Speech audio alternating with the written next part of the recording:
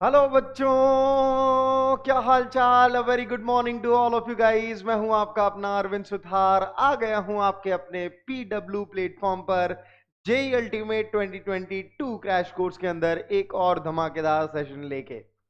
तो मैट्राइसेस आज अपन कवर करने वाले हैं। ये टॉपिक अलजेब्रा के अंदर पड़ता है और इस टॉपिक को सीखने के लिए अपने को पिछले कोई भी टॉपिक अगर नहीं भी आते तो भी फाइन है, पहली बात। दूसरी बात, इस टॉपिक को मैं लड्डू कैटेगरी के अंदर रखता हूं, परमिटेशंस एंड कॉम्बिनेशंस। और फिर ये वाला थोड़ा आईक्यू का टॉपिक था, जैसा कि मैंने आप लोगों को पहले भी बताया है। लेकिन मैट्रिसेस एंड डिटर्मिनेंट्स, ये जो चैप्टर है ये लड्डू कैटेगरी के अंदर आएगा और यहां से आप एग्जाम के अंदर 2 से 3 क्वेश्चंस जो है वो एक्सपेक्ट कर सकते हो, मैट्रिसेस एंड डिटर्मिनेंट्स दोनों से। ठीक है, तो इसको अपन पूरे का पूरा फोड़ेंगे। मैट्रिसेस अपन इस लेक्चर के अंदर पूरे का पूरा कवर कर लेंगे। दूसरी बात, मैं आप लोगों के कमेंट्स के थ्रू जा रहा था तो मैंने एक चीज देखी कि बच्चे बोल रहे हैं कि सर कॉम्प्लेक्स नंबर्स के थोड़े से सवाल उनसे कंपैरेटिवली कम बन पाए। तो एक चीज मैं आप लोगों से कहूंगा बेटा, इस बात की गारंटी आप लोगों को दे सकता हूं कि जितने भी बिरादरी के क्वेश्चंस मैंने आप लोगों को थ्योरी में और डीपीवी में करवाए हैं, उससे बाहर एक भी क्वेश्चन नहीं जाएगा। मैं आपको इतना गारंटी के साथ कह सकता हूं। दूसरा, मैंने कॉन्सेप्ट भी सारे के सारे कवर किए हैं। अब देखो, कोई क्वेश्चन होते हैं जो अपने से स्ट्राइक नहीं करते, तो कोई बात नहीं, मैंने आप लोगों को यहां पे सॉल्यूशन बताया, आप उसको एक बारी खुद से फिर से अटेम्प्ट कर लेना, बस इतना तो कर सकते हैं। इतना भी अगर कर लोगे ना तो एग्जाम में क्वेश्चन आएगा तो तुम सॉल्व कर लोगे, इस बात की गारंटी मैं देता हूं। देखो, किसी भी चैप्टर को अच्छे से कवर करने के लिए उसके अंदर 100 अच्छे क्वेश्चंस करने होते हैं, and that is what my aim is through DPPs, through lecture और थ्रू टेस्ट। तो अगर किसी के टेस्ट में भी कम नंबर आए तो ये दिल छोटा मत करना है कि अरे यार सर इसका मतलब तो मुझे कम आता है। नहीं, मैं सारी वेराइटीज कवर करवा रहा हूं। हो सकता है कि कोई वेराइटी जो है वो मैंने टेस्ट में डायरेक्टली डाली हो, क्योंकि हो सकता है जेई भी ऐसी कुछ चीज डाल दे, है ना। तो this is what I am doing. मैं पूरी की पूरी चीजें कवर करवा रहा हूं होलिस्टिकली। तो जैसा कि मैंने पहले भी कहा है, अगर आप जेई का एग्जामिनेशन फोड़ना चाहते हो तो आपको लेक्चर सारे के सारे देखने हैं, डीपीपी सारी की सारी सॉल्व करनी है और टेस्ट सारे के सारे देने हैं। जितना जिसने इतना कर लिया ना, मैं गारंटी बोलता हूं कि वो पेपर फोड़ के आएगा। एक और बात, जैसे mod z plus one is equal to maximum minimum value कितना होगा अगर मॉड जेड प्लस टू का वैल्यू दिया हुआ था, लाइक दिस मैंने क्वेश्चन पिछली क्लास के अंदर करवाए थे, है ना। तो मैंने एक चीज देखी कि बच्चों को वो जो ऑब्जेक्टिव मेथड है वो चमका नहीं। क्यों नहीं चमका? रेदर वो सब्जेक्टिव भी है, तो वो चमका क्यों नहीं? क्योंकि आपको ज्योमेट्री में थोड़े से पंगे हैं, है ना। तो कोई बात नहीं, जब मैं सर्कल्स पढ़ाऊंगा तो वो चीज आपकी क्लियर हो जाएगी, तो वहां से आप लिंक कर लेना। कुछ क्वेश्चंस मैंने पिछली क्लास के अंदर इनवर्स ट्रिग्नोमेट्री के भी करवाए थे, तो बच्चों के थोड़े से फंडे वहां पे वीक हैं, तो उसकी वजह से उनको पिछला टॉपिक हो सकता है थोड़ा सा और हार्ड लगा हो। पर जैसे ही अपन इनवर्स ट्रिग्नोमेट्री पढ़ लेंगे तो वो टॉपिक आपका फिर से इजी हो जाएगा, जो आर्ग्यूमेंट वाला पार्ट था। So don't worry about that, चीजें सारी की सारी आसान है। एट द एंड मैं क्या बोल रहा हूं, हेयर एंड टॉर्टोइज वाली स्टोरी है भैया। जो कंसिस्टेंसी के साथ लगा रहेगा वो इस एग्जामिनेशन को फोड़ के आएगा। तो आपको सारे के सारे लेक्चर्स देखने, मैं एट द एंड आपको गारंटी देता हूं कि मजा क्या। ठीक है, चलिए जी शुरू करते हैं मैट्रिसेस का लेक्चर नंबर 1।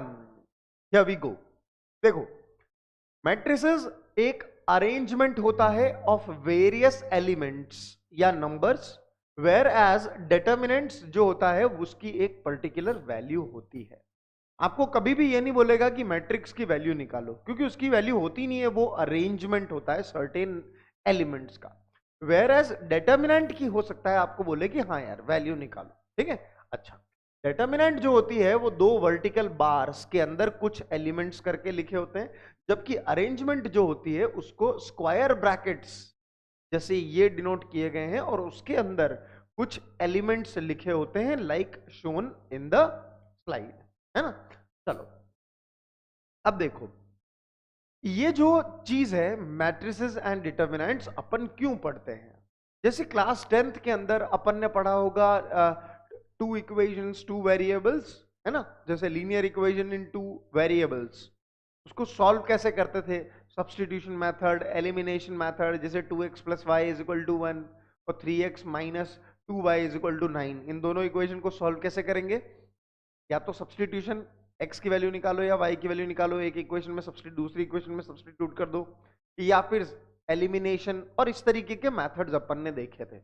अगर मेरे पास वेरिएबल्स 3 हो जाएं, जैसे 2x plus y plus z is equal to 3, like this, ऐसी 3 वेरिएबल है तो 3 इक्वेशन मुझे चाहिए होंगी। यानी कि किसी ने अगर 3D पढ़ा हुआ है तो कहने का मतलब यह है कि इक्वेशन ऑफ प्लेन्स, अब उनको सॉल्व करने के लिए जो चीज हमें हेल्प करेगी वो होगी मैट्रिसेस एंड डिटरमिनेंट्स। इसीलिए अपन इस टॉपिक को पढ़ते हैं।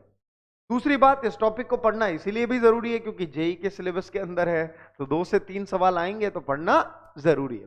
चलिए खैर आगे बढ़ते हैं, मैट्रिसेस के बारे में पढ़ते हैं। मैट्रिसेस यानी 2 स्क्वायर ब्रैकेट्स के अंदर कुछ एलिमेंट्स या कुछ नंबर्स या कुछ चीजों को अरेंज किया गया हो। ठीक है, जैसे कि देखिएगा ये है A11 ऐसे, और ये दूसरा, ये तीसरा, ये कुछ एलिमेंट्स लिखे हुए हैं। थोड़ी देर के लिए अपन मान लेते हैं कि ये कुछ एलिमेंट्स लिखे हुए हैं, फिर मैं इनके बारे में समझा भी देता हूं खटाक खटाक। ठीक है, एनर्जी में है ना अपन सारे के सारे बच्चे? यस और नो एक बारी मेरे को बता दो यार, एनर्जी फुल है? एनर्जी फुल है कि नहीं है? सर आपकी डाउन है। अरे कोई बात नहीं, अभी देखते जाओ, बढ़ा देंगे। ध्यान से देखना, देखो जो भी हॉरिजॉन्टल, जैसे ये एक हॉरिजॉन्टल लाइन है पूरी की पूरी, इसको अपन बोलेंगे रो। ये भी एक रो है, ये भी एक रो है, ये भी एक रो है। तो रोज कितनी हो गई बेटे? रोज कितनी हो गई इस मैट्रिक्स के अंदर? सर ये वाली रो 1 हो गई, ये रो 2 हो गई, ये रो 3 हो गई सर, ये रो 4 हो गई सर, 4 रोज हो गई सर। बहुत बढ़िया। और जो वर्टिकल चीजें होती हैं ये वाली 1 2 3, इनको बोलते हैं कॉलम्स। तो ये हो गया अपना कॉलम 1। पता है ये? किस किस को पता है भाई? बताते रहना, है ना? हाँ सर, आपको कैसे पता चलेगा? अरे फीलिंग समझ जाएंगे यार। चलो अब देखो जरा, अगर मैं आप लोगों से बोलता हूं कि यार वो एलिमेंट बताओ जो कि सेकंड रो में आता है और सेकंड कॉलम में आता है, तो सेकंड रो यानी ये वाली, सेकंड कॉलम यानी ये वाला, ये दोनों लाइनें ने कहां काटा? इस जगह। तो ये वो एलिमेंट हो गया जो कि सेकंड रो में आता है और सेकंड कॉलम में आता है।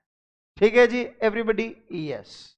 चलिए, अगर आपने इसके अंदर नोटिस किया हो तो एवरी एलिमेंट ए और फिर नीचे कुछ कुछ लिखा है। तो let me write 2 things over here. A I J, A I J एक एलिमेंट है इस मैट्रिक्स का, जिसमें आई डिनोट वो जिस रो में आ रहा है उसका नंबर, और जे डिनोट्स वो जिस कॉलम में आ रहा है उसका नंबर बेटा। ठीक है, देखो जरा, जैसे ये एलिमेंट था, आई की वैल्यू 2 है, जे की वैल्यू 2 है, तो रो नंबर 2 में आ रहा है, कॉलम नंबर भी 2 में आ रहा है। जैसे ये एलिमेंट है, रो नंबर 2 में आ रहा है, कॉलम नंबर 3 में आ रहा है। हाँ या ना? देखो जरा, जैसे ये एलिमेंट है, रो नंबर 3 में आ रहा है, कॉलम नंबर 2 में आ रहा है, आई की वैल्यू 3 है, जे की वैल्यू 2 है। तो elements in a matrix are usually denoted like this, A I J, जहां पे I denotes the row number and J denotes the column number. Everybody, सबको ये बात क्लियर है? चलिए एक और चीज मैं आप लोगों को बता देता हूं, order of the matrix. Order of the matrix, order of the matrix होता है number of rose cross number of columns. ये क्रॉस है, मल्टीप्लाई नहीं बोला मैंने क्या बोला? Cross. Number of rose cross number of columns. तो अगर मैं इस मैट्रिक्स का ऑर्डर पूछूं आपसे, तो रोज कितनी है बच्चा? 4, क्रॉस नंबर ऑफ कॉलम्स कितने हैं? 3, तो इसका ऑर्डर कितना हो गया? 4 क्रॉस 3। समझ में आ गई बात एवरीबॉडी? इस मैट्रिक्स का ऑर्डर कितना हो गया? 4 क्रॉस 3 इसका ऑर्डर हो गया सर। Yes everybody? अच्छा, अगर मैं इस मैट्रिक्स में आप लोगों से पूछूं कि नंबर ऑफ एलिमेंट्स कितने हैं, तो क्या आप 12 बोल सकते हो? 1 2 3 4 5 6 7 8 9 10 11 12। यस, वो 12 आ कैसे रहा है? वो आ रहा है 4 इंटू 3 से। नंबर ऑफ एलिमेंट्स अगर मैं आप लोगों को पूछता हूं, हाँ, तो वो क्या होगा, उसका एक फॉर्मूला होगा, number of rows into number of column. ठीक है, अगर मैं आप लोगों से नंबर ऑफ एलिमेंट्स पूछता हूं तो वो हो जाएगा आपका number of rows into number of columns. ठीक है, हाँ, number of rows into number of columns. तो ये फॉर्मूला भी आप ध्यान रखना, यहां पे इनटू है, नंबर ऑफ एलिमेंट्स में आता है number of rows into number of columns, जबकि ऑर्डर में इसको बीच में क्रॉस बोलते हैं, this is not multiply. Number of rose cross number of columns होता है ऑर्डर ऑफ द मैट्रिक्स। ठीक है एवरीबॉडी, चलिए अब मैं थोड़ा सा यहां पर आपका ब्रेन टेस्ट करने वाला हूं। ठीक है सारे के सारे बच्चे तैयार हैं? चलो, तो 1 मिनट रुकना बस मात्र, यहीं पे पूछता हूं। Example, if a matrix has total number of elements as 6, तो उसमें ऑर्डर क्या क्या पॉसिबल है? If a matrix has total number of elements as 6, so what are the possible orders of the matrix?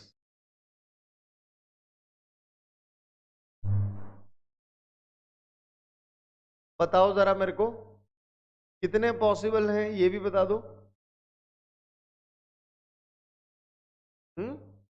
Sir, total number of elements तो होता है number of rows into number of columns.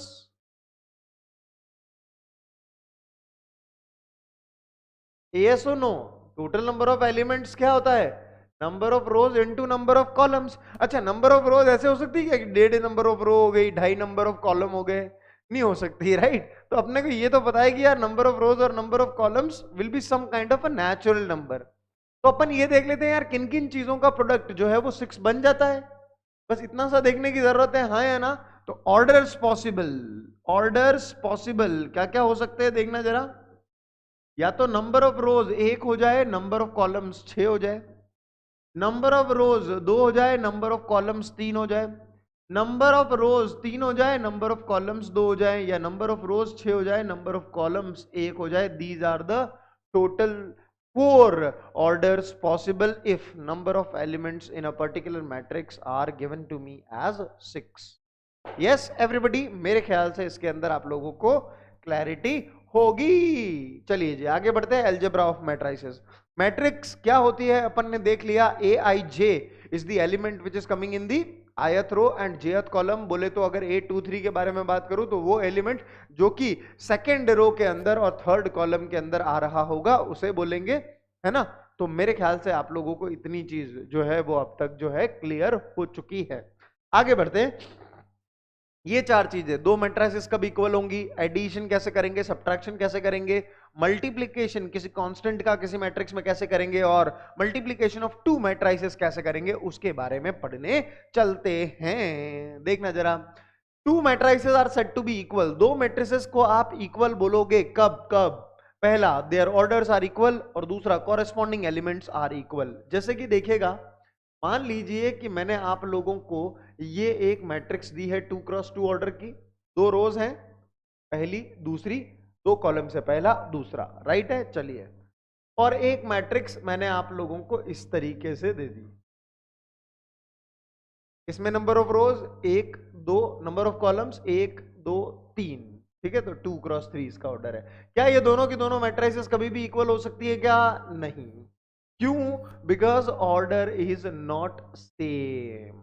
Order same ही नहीं है तो ये दोनों की दोनों मैट्रिसेस कभी भी इक्वल नहीं हो सकती। पहली बात तो ये। दूसरी बात, अगर मान लीजिए कि मैंने आप लोगों को बोला हुआ है कि यार ये 2 मैट्रिसेस जो हैं वो इक्वल है,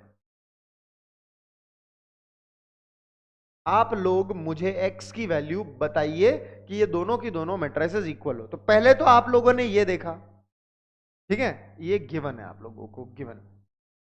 then x is equal to what, ऐसा क्वेश्चन है, ठीक है। तो देखो पहले तो आपने देखा ऑर्डर सेम है क्या सर, 2x2 ऑर्डर सेम है सर। फिर मैंने कहा corresponding elements are also equal, इसका क्या मीनिंग है, ये A11 बोले तो the element which is coming in the first row and first column, इस मैट्रिक्स का A11 और इस मैट्रिक्स का A11 ये दोनों के दोनों सेम होने चाहिए, हैं क्या सर, ये दोनों तो है, ठीक है। इस मैट्रिक्स का A12 the element which is coming in the first row and second column, और इस मैट्रिक्स का A12 वो दोनों भी इक्वल होने चाहिए, बोले तो x इक्वल टू 0 होना चाहिए। इस मैट्रिक्स का A21 the element which is coming in the second row and first column, और इस मैट्रिक्स का A21 भी इक्वल होना चाहिए, है क्या, हाँ सर है। इस मैट्रिक्स का A22 और इस मैट्रिक्स का A22 भी सेम होना चाहिए, ऑलरेडी है, हाँ। तो x equal to 0 is the correct answer for which these two matrices are equal. समझ में आगे बात क्या बोल रहा हूं, इसका A11 इसका A11 इक्वल, इसका A12 इसका A12, इसका A13 इसका A13, इसका A14 एंड सो ऑन, सारे के सारे कॉरेस्पॉन्डिंग एलिमेंट्स, मतलब इसका A21 इसका A21 इसका A22 इसका A22 सारे के सारे इक्वल होने चाहिए। समझ में आ रही है बात, तो वो दो मैट्रिसेस इक्वल होंगी। समझ में आ गई बात एवरीबॉडी। चलिए मान लीजिए कि अगर ये क्वेश्चन ऐसा होता बेटे, मान लीजिए कि ये क्वेश्चन जो है वो ऐसा है, अब मुझे बताइए ये वाला एलिमेंट कभी भी इस एलिमेंट के लिए इक्वल हो सकता है किसी भी वैल्यू ऑफ x के लिए, ये वाला एलिमेंट कभी भी इसके इक्वल हो सकता है किसी भी वैल्यू ऑफ x के लिए, नहीं हो सकता।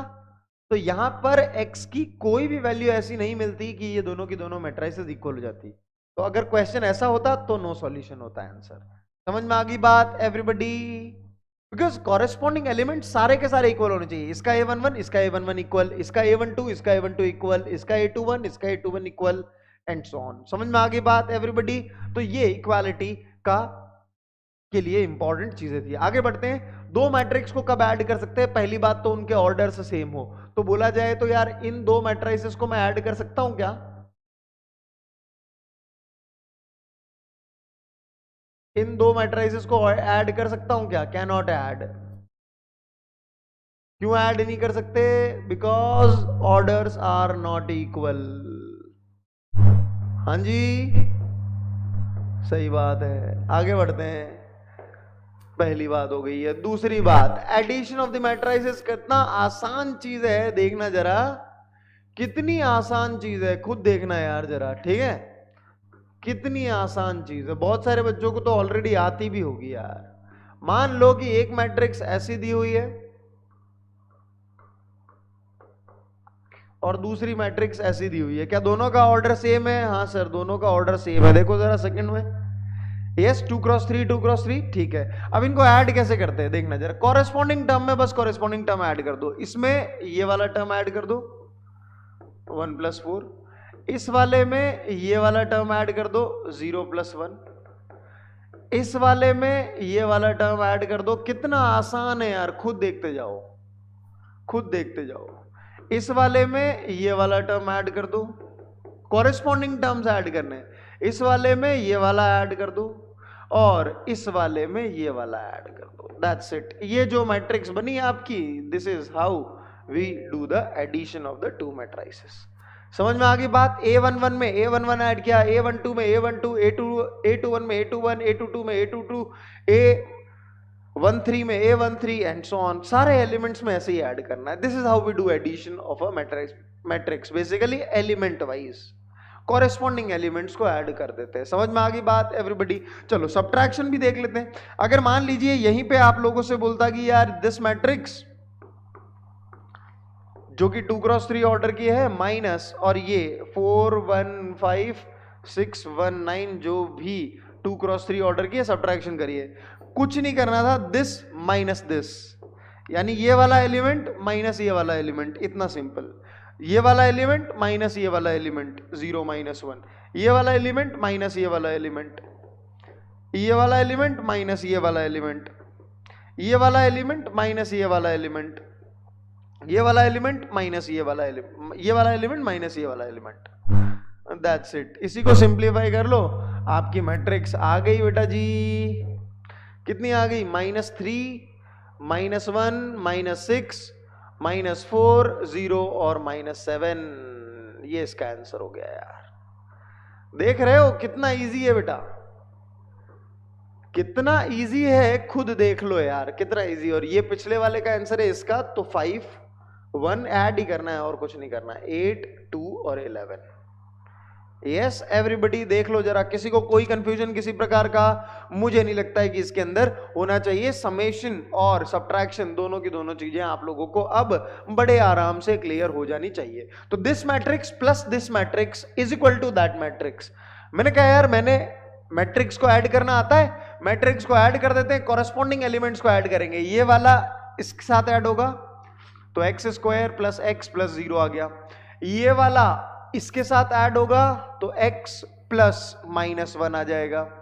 ये वाला इसके साथ ऐड होगा तो -3 प्लस -x प्लस 1 आ जाएगा। ये वाला इसके साथ ऐड होगा तो 2 प्लस x आ जाएगा, इज इक्वल टू 0 -2 5 और 1। ये चीज आ गई। अब देखो दो मैट्रिक्स अगर इक्वल है तो corresponding elements should be equal. तो पहली इक्वेशन तो ये आ गई कि ये वाला एलिमेंट और ये वाला एलिमेंट इक्वल, साथ साथ ये वाला एलिमेंट और ये वाला एलिमेंट भी इक्वल होना चाहिए। तो मैंने कहा लिख डालो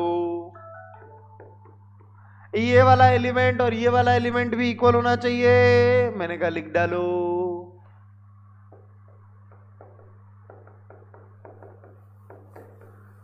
ये वाला एलिमेंट और ये वाला एलिमेंट भी इक्वल होना चाहिए। हाँ जी सर, ये सारे के सारे एलिमेंट्स आपस में इक्वल होने चाहिए, मतलब ये चारों की चारों इक्वेशंस सेटिस्फाई होनी चाहिए। हाँ है ना? ठीक है, तो हमने कहा यार इसको सॉल्व किया तो दो सॉल्यूशंस आए, 0 और -1। इसको सॉल्व किया तो x इक्वल टू -1, इसको सॉल्व किया तो x इक्वल टू कितना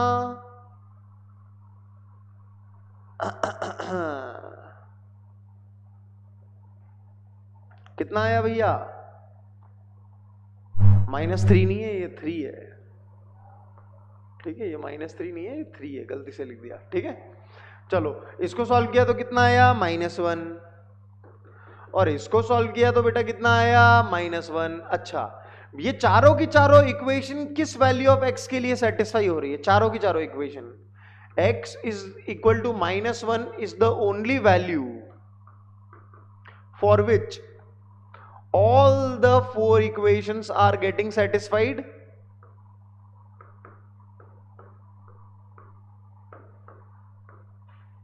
तो दैट इज योर आंसर। देखो x इक्वल टू 0 पे ये वाला एलिमेंट x इक्वल टू 0 डालने से ये वाला एलिमेंट और ये वाला एलिमेंट आपस में इक्वल हो जाएंगे, लेकिन x इक्वल टू 0 डालने से ये तो -1 बनेगा और ये -2 है। तो क्या ये दो मैट्रिक्स कभी भी इक्वल हो पाएगी? नहीं हो पाएगी। तो x equal to 0 is not our answer. वो वैल्यू जो कि चारों इक्वेशन को सेटिस्फाई कर रही है, only that value will be our answer. मान लीजिए कि यहां पे x इक्वल टू 2 आ गया लेट से, तो एक भी वैल्यू इन दैट केस तो ऐसी नहीं मिलती जो कि चारों इक्वेशन को सेटिस्फाई करती। तो इन दैट केस अपना जो आंसर है वो नो सॉल्यूशन हो जाता। समझ में आ गई बात? ऐसी वैल्यू जो कि हर इक्वेशन को सेटिस्फाई करे, that will be your answer. चलो जी आगे बढ़ेंगे। देखना जरा, अगर आप लोगों को कोई कांस्टेंट दिया हुआ है जिसका कि मैट्रिक्स में आप लोगों को मल्टीप्लाई करना है, तो वो कांस्टेंट जो है वो मैट्रिक्स के हर एक एलिमेंट में जाके मल्टीप्लाई हो जाएगा। देखो Ka11, Ka12, Ka13, Ka21 and so on. जैसे मान लीजिए मैंने आप लोगों को एक एग्जांपल इस तरीके से दिया, ये 2x3 की मैट्रिक्स थी और इंटू 2 कर दिया मैंने। अगर आपने इंटू 2 किया है तो ये जो 2 है वो हर एक एलिमेंट के साथ मल्टीप्लाई हो जाएगा। रादर इसको 3 ले लो, थोड़ी सी और क्या है कि मतलब समझ में आता रहेगा। ठीक है, वैसे तो आसान है। 3 इंटू 1 किया 3, 3 इंटू 0 किया 0, 3 इंटू -1 किया -3, 3 इंटू 2 किया 6, 3 इंटू 1 किया 3, 3 इंटू 5 किया 15। Your new matrix will look something like this. बोले तो किसी भी कांस्टेंट को अगर मैंने मैट्रिक्स के साथ मल्टीप्लाई किया तो वो कांस्टेंट हर एक एलिमेंट के साथ मल्टीप्लाई होगा। डिटर्मिनेंट में ऐसा नहीं होता। क्या होता है मुझे कमेंट सेक्शन के अंदर लिख के बताएंगे बच्चे, ताकि मुझे पता तो चले कि किस किस ने पढ़ लिया है डिटर्मिनेंट भी, या थोड़ा बहुत आता भी है। चलिए स्पीड पकड़ेंगे थोड़ी सी, ध्यान से देखना। Multiplication of to matrices. देखिए पहली बात तो मैट्रिक्स मल्टीप्लीकेशन हमेशा पॉसिबल है क्या? मतलब क्या आप किन्हीं भी दो मैट्रिक्स को मल्टीप्लाई कर सकते हैं? तो द आंसर इज ना। आप दो मैट्रिक्स को तभी मल्टीप्लाई कर सकते हैं जबकि जो पहले मैट्रिक्स लिखी है उसके नंबर ऑफ कॉलम्स और जो बाद में मैट्रिक्स लिखी है उसके नंबर ऑफ रोज वो दोनों इक्वल हैं। क्या बोला मैंने? आप दो मैट्रिक्स को तभी मल्टीप्लाई कर सकते हैं जब जो पहले मैट्रिक्स लिखी है उसके तो नंबर ऑफ कॉलम्स और जो बाद में मैट्रिक्स लिखी है उसके नंबर ऑफ रोज इक्वल है, तभी मल्टीप्लाई कर सकते हैं। जैसे अगर मैं आप लोगों को बोलूं कि क्या मैं इन दोनों मैट्रिक्स को मल्टीप्लाई कर सकता हूं, तो आप कहोगे इसके नंबर ऑफ कॉलम्स और इसके नंबर ऑफ रोज इक्वल हैं। हाँ, तो इन दोनों मैट्रिक्स को मल्टीप्लाई जो है वो किया जा सकता है। ए मैट्रिक्स है जिसका ऑर्डर 2x3 है, बी मैट्रिक्स है जिसका ऑर्डर 3x4 है। तो number of columns of the first matrix और number of rows of the second matrix equal आया, तो हाँ, हम ए और बी मैट्रिक्स को मल्टीप्लाई कर सकते हैं। अगर मैं आप लोगों से बोलूं कि यार क्या हम ये दो मैट्रिक्स को मल्टीप्लाई कर सकते हैं? नहीं कर सकते। क्यों नहीं कर सकते? बिकॉज नंबर ऑफ रोज और नंबर ऑफ कॉलम्स इक्वल नहीं है, नॉट पॉसिबल। यहां पे आ गया नॉट पॉसिबल। तो हम दो मैट्रिक्स को तभी मल्टीप्लाई कर सकते हैं जब पहले वाली मैट्रिक्स के नंबर ऑफ कॉलम्स और दूसरी मैट्रिक्स के नंबर ऑफ रोज जो हैं वो इक्वल हो। चलिए, अब लेट से यहां पे मल्टीप्लिकेशन पॉसिबल है, तो लेट से कोई नई मैट्रिक्स आई सी। अब उस सी मैट्रिक्स का भी कुछ ना कुछ ऑर्डर होना चाहिए। वो ऑर्डर क्या होगा? जो यहां पे बच गया और जो यहां पे बच गया। बोले तो जो पहली मैट्रिक्स है उसके तो number of columns, sorry number of rows, और जो दूसरी मैट्रिक्स है उसके नंबर ऑफ कॉलम्स। ये वाली चीज, जो पहली मैट्रिक्स है उसके तो नंबर ऑफ रोज और दूसरी मैट्रिक्स के number of columns, that's it. जब भी मल्टीप्लिकेशन पॉसिबल है, तो यहां पर पॉसिबल था, तो जो नई मैट्रिक्स आई लेट से सी, उसका ऑर्डर क्या होगा? 2x4 होगा। एवरीबडी, इतनी बात आप लोगों को समझ में आती है?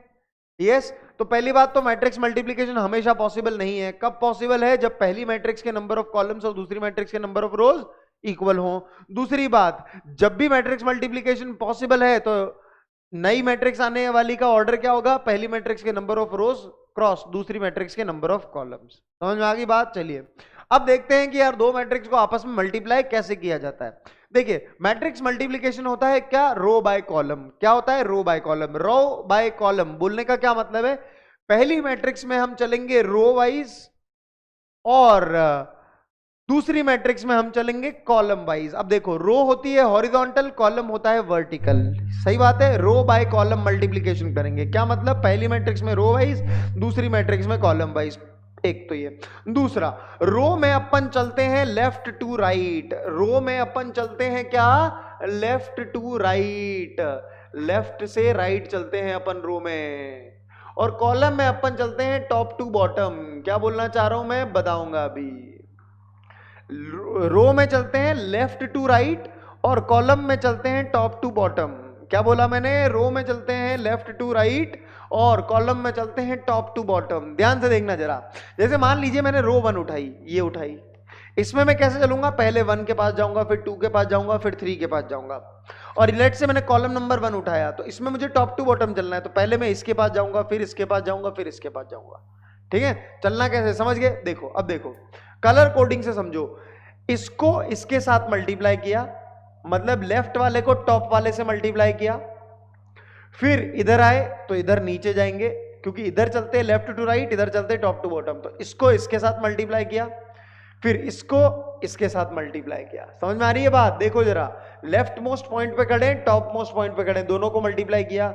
ये एक राइट बढ़ाया, ये एक नीचे बढ़ाया, इन दोनों को मल्टीप्लाई किया। ये एक राइट बढ़ाया, इसको नीचे बढ़ाया, इन दोनों को मल्टीप्लाई किया, और तीनों को ऐड करके देख लो, लिख लिया। अब ये जो चीज आपके पास आई है, दिस इज A11 के जगह पर लिखना है। ये चीज A11 के जगह पे क्यों लिखी है? देखो जरा, मैंने आप लोगों को बताया था कि Aij क्या डिनोट करता है? Aij is the element which is coming in the ith row and jth column. हाँ या ना? तो A11 यानी जो फर्स्ट रो और फर्स्ट कॉलम में आ रहा हो। हाँ या ना? देखो जरा, मैंने जब ये एलिमेंट लिख रहा था तो रो भी पहली उठाई थी और कॉलम भी पहला उठाया था कि नहीं? रो भी पहली, कॉलम भी पहली उठाई थी, इसीलिए इसको A11 के जगह पे लिखा हुआ है। समझ में आई बात? अगर मैं ये रो और ये कॉलम उठाऊंगा, अगर मैं ये रो और ये वाला कॉलम उठाऊंगा तो A12 के जगह पे लिखूंगा कि नहीं लिखूंगा? बिकॉज रो पहली उठा रहा हूं, कॉलम दूसरा उठा रहा हूं। समझ आ रही है बात? हमेशा रो इसमें से उठाएंगे, कॉलम इसमें से उठाएंगे। हाँ जी सर। तो 1 को 2 से मल्टीप्लाई किया, ये देखो लिखा हुआ। 1 को 2 से मल्टीप्लाई किया, ये देखो लिखा हुआ। 2 को 1 से मल्टीप्लाई किया, ये देखो लिखा हुआ। और 3 को 2 से मल्टीप्लाई किया, ये देखो लिखा हुआ। और तीनों को ऐड करके लिख दिया। 1 को 2 से मल्टीप्लाई, 2 को 1 से मल्टीप्लाई, 3 को 2 से मल्टीप्लाई, क्योंकि इधर चलना है लेफ्ट टू राइट, इधर चलना है टॉप टू बॉटम। समझ में आ रही है बात? और A12 के जगह पे लिखा है बिकॉज रो पहली है, कॉलम दूसरा है, तो इसीलिए A12 के जगह पे लिखा है। Yes everybody? हाँ जी, सही बात है। चलो जी, बहुत बढ़िया, आगे बढ़ते हैं। मैंने कहा यार अब रो 2 ले लो जरा। अगर आपने रो 2 ले ली ये वाली, और कॉलम पहला ले लिया, रो 2 और कॉलम 1, तो A21 के जगह पे लिखेंगे। ठीक है, left most point, top most point. 4 into 1, देखो 4 इंटू 1, 5 इंटू 0, 6 इंटू 0, देखो यही चीज लिखी हुई है। 5 इंटू 0, 6 इंटू 0, तीनों को ऐड कर दिया। A21 के जगह पे लिखी हुई है। समझ में आ गई बात? आगे बढ़ते हैं भाई साहब। अगर मैं आप लोगों को बोलूं कि अगर मैंने रो 2 लिया और कॉलम 2 लिया, तो A22 के जगह पे लिखेंगे कि नहीं लिखेंगे? रो भी सेकंड लिया और कॉलम भी सेकंड लिया है, तो 4 इंटू 2, 5 इंटू 1, 6 इंटू 2, देख लो जरा। 4 इंटू 2, 5 इंटू 1, 6 इंटू 2, तीनों को ऐड कर दिया। सिमिलरली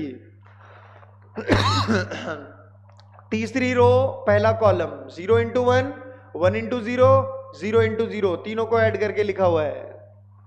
फिर ये रो और ये कॉलम, 0 इंटू 2, 1 इंटू 1, 0 इंटू 2, ये लिखा हुआ है। बस सिंप्लीफाई कर दिया, आपका मैट्रिक्स मल्टीप्लीकेशन हो गया। एवरीबॉडी, क्या ये चीज अपने को क्लियर है? अब देखो, मैट्रिक्स मल्टीप्लीकेशन के अंदर बच्चा कहां गड़बड़ कर सकता है? कैलकुलेशन के अंदर गड़बड़ कर सकता है, और कहीं पे भी गड़बड़ होने का कोई चांस ही नहीं है। ठीक है, तो देखो जरा, ये क्वेश्चन करते हैं अपन। अच्छा, इस क्वेश्चन में अगर मैं आपसे बोलूं कि पहली वाली मैट्रिक्स का ऑर्डर कितना है, तो आप बोल दोगे number of rose 3, number of columns 2, यहां पर 2 क्रॉस 2। अच्छा, ये मल्टीप्लीकेशन पॉसिबल है क्या? हाँ सर, इसके नंबर ऑफ कॉलम्स और इसके नंबर ऑफ रोज इक्वल है, तो मल्टीप्लीकेशन पॉसिबल है। और जो नई मैट्रिक्स आनी चाहिए वो 3 क्रॉस 2 ऑर्डर की आनी चाहिए, दिस क्रॉस दिस। है क्या ये 3 क्रॉस 2 की? हाँ सर है। चलो, वेरीफाई होगा कि हाँ यार ये तो सही बात ही करा हुआ है। ठीक है, सॉल्यूशन करते हैं।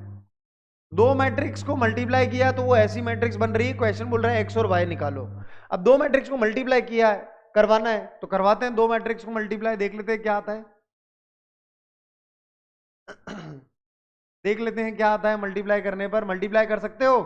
करो फिर जरा, देखते हैं भैया कौन सबसे पहले मल्टीप्लाई करके मुझे आंसर बता देता है ना?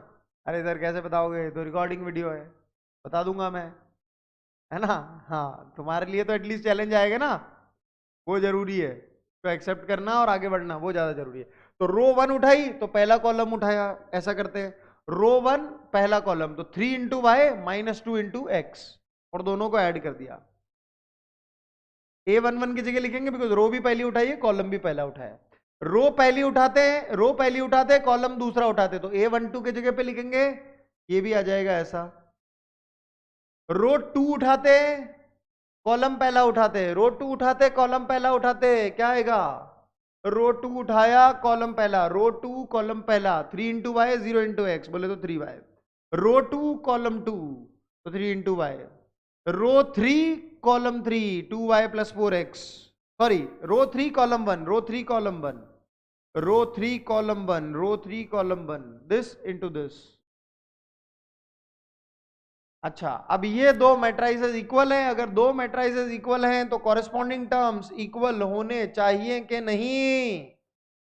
हाँ सर, कॉरेस्पॉन्डिंग टर्म्स इक्वल होने चाहिए। तो कर देते हैं, 3y minus 2x is equal to 3 और 2y plus 4x is equal to 10। अब ये तो यार दोनों की दोनों इक्वेशंस मुझे लगता है आप सॉल्व कर ही लोगे। Solve for x and y, हाँ या ना? कर ही लोगे। ये होमवर्क नंबर 1 है। आप मुझे कमेंट सेक्शन के अंदर होमवर्क नंबर 1 का आंसर बताओगे, बिकॉज आई एम अज्यूमिंग यार ये तो आप भले ही सब्स्टिट्यूशन मेथड से कर दो, एलिमिनेशन मेथड से कर दो, किसी से भी कर दो यार, ये दो इक्वेशंस, दो वेरिएबल्स तो आप सॉल्व कर ही सकते हो। किसी को कोई भी दिक्कत मुझे नहीं लगता इस प्रॉब्लम के अंदर होनी चाहिए। चलिए जी, कुछ अपन ने क्या देखा यार अभी तक? अपन ने देखा इक्वालिटी ऑफ द मैट्रिसेस, दो मैट्रिक्स को ऐड कैसे करते हैं, सबट्रैक्ट कैसे करते हैं, अगर किसी मैट्रिक्स के अंदर स्केलर मल्टीप्लाई कर दिया जाए तो क्या होता है, दो मैट्रिक्स को मल्टीप्लाई कब कब कर सकते हैं, और दो मैट्रिक्स को मल्टीप्लाई कैसे करते हैं। अब अपने को जो चीज पढ़नी है वो पढ़नी है प्रॉपर्टीज ऑफ मैट्रिक्स मल्टीप्लीकेशन। देखो जरा, पहली प्रॉपर्टी लिखी हुई है, A into B is not equal to B into A. जैसे नंबर्स में अगर मैं बोलूं तो 4 इंटू 3 12 होता है, और 3 इंटू 4 भी 12 होता है, 6 इंटू 2 भी 12 होता है, 2 इंटू 6 भी 12 होता है, 5 इंटू 3 15 होता है, 3 इंटू 5 भी 15 होता है ना। तो a इंटू बी और b into a real numbers के केस में इक्वल आता है, लेकिन मैट्रिक्स में यार ये साफ साफ बोल रहा है कि a into B is not equal to B into A होता है इन जनरल। हाँ हो सकता है, लेकिन हमेशा इक्वल होगा जरूरी नहीं है ना। जैसे देखो 2 इंटू 6 भी 12 होता है, और 3 इंटू 4 भी 12 होता है ना। तो इसका मतलब ये थोड़ी a into B is always equal to C into d, नहीं है ना। हाँ वैसा मतलब नहीं है। तो कहने का मतलब जरा समझना, मैं कुछ केसेस देता हूं तो आपको थोड़ी सी क्लैरिटी आएगी। मान लीजिए कि ए मैट्रिक्स जो है वो 2 क्रॉस 3 है, और बी मैट्रिक्स जो है वो 3 क्रॉस 4 है। तो A into B matrix possible है क्या बेटा? ए इंटू बी मैट्रिक्स पॉसिबल है क्या इस क्वेश्चन में? हाँ सर, ए के नंबर ऑफ कॉलम्स और बी के नंबर ऑफ रोज जो हैं वो इक्वल हैं, तो ए इंटू बी पॉसिबल है। लेट से ये एक नई मैट्रिक्स आई तो उसका ऑर्डर क्या होगा? 2 क्रॉस 4 होगा। सही बात है एवरीबॉडी। चलिए अगर मैं बोलता हूं बी इंटू ए, सर बी इंटू ए अगर आप बोल रहे हो तो बी मैट्रिक्स आ गई 3 इंटू 4 ऑर्डर की, और ये 2 इंटू 3, तो क्या बी के नंबर ऑफ कॉलम्स और ए के नंबर ऑफ रोज इक्वल है क्या? नहीं, तो b इंटू ए पॉसिबल ही नहीं है। तो क्या समझ में आया सर? a इंटू बी तो आ रहा है, लेकिन b इंटू ए तो डिफाइन ही नहीं है इस एग्जाम्पल के अंदर। देखो जरा और डिफाइन ही नहीं है तो क्या ये दोनों की दोनों चीजें इक्वल हो सकती है? नहीं हो सकती सर। मैंने कहा चलो ठीक है, ये तो एक केस हुआ, आगे बढ़ते हैं। दूसरा, अगर मान लीजिए कि ऐसा हो तो a इंटू बी पॉसिबल है क्या?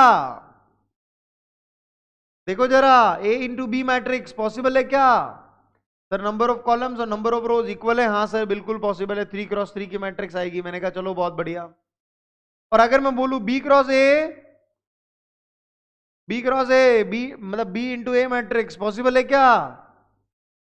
सर इसके नंबर ऑफ कॉलम्स और इसके नंबर ऑफ रोज इक्वल है। हाँ सर बिल्कुल पॉसिबल। लेकिन ये सर कितने ऑर्डर की मैट्रिक्स आएगी? 4 क्रॉस 4, तो कुछ नई मैट्रिक्स आ रही है, इसको नया नाम दे दिया डी, क्योंकि ऑर्डर ही अलग अलग आ रहा है। तो देखो क्या a इंटू बी और b इंटू ए सेम आए क्या? हाँ, क्या a इंटू बी और b इंटू ए सेम आए क्या? देखो जरा, खुद देखो और मुझे बताओ यार। नहीं सर नहीं आए। तो a इंटू बी और b into A in general same नहीं हो सकते। हाँ वो बात अलग है कि कभी कभी आ सकते हैं, कभी कभी, कभी कभी आ भी सकते हैं, कभी कभी आ भी सकते हैं इक्वल, बट हमेशा इक्वल नहीं होंगे। बट हमेशा इक्वल नहीं होंगे, कभी कभी हो सकता है प्रॉब्लम के अंदर आ गया। ठीक है, यस, ये इन जनरल लिखा हुआ है, नॉट ऑलवेज, कि मतलब है ना इन जनरल। चलो, मैट्रिक्स मल्टीप्लीकेशन इज एसोसिएटिव। मान लो आपको 3 मैट्रिक्स को मल्टीप्लाई करना है, ए बी और सी को, तो आप चाहो तो पहले ए क्रॉस बी कर लो, यानी ए इंटू बी मैट्रिक्स पहले कर लो, या फिर आप पहले बी इंटू सी कर लो। एक ही बात है, ये दोनों की दोनों चीजें सेम है। ठीक है, एज इट इज याद कर लेंगे, अपना काम हो जाएगा। फिर जैसे अपन नॉर्मल मैथमेटिक्स के अंदर करते हैं ना, कि मान लो 5 इंटू 4 प्लस 3 दिया हुआ है, तो अपन इसको 5 इंटू 4 प्लस 5 इंटू 3 लिख सकते हैं। सिमिलरली अगर यहाँ पे माइनस होता तो भी अपन इस माइनस के अबाउट डिस्ट्रीब्यूट कर सकते थे। The same thing in matrices is also possible. Yes everybody, देख लो जरा। सेकंड प्रॉपर्टी का हालांकि कहीं पे भी यूज नहीं आता, लेकिन इनकेस अगर कभी भी आ जाए तो भी अपने को पता होना चाहिए, बस रिजल्ट याद रखेंगे अपना काम हो जाएगा। ठीक है, थर्ड क्लियर है क्या? चलो आगे बढ़ते हैं। अच्छा, किसी भी मैट्रिक्स, एक मैट्रिक्स होती है null matrix. Null matrix, null matrix क्या होती है? जिसमें सारे के सारे एलिमेंट जीरो हो।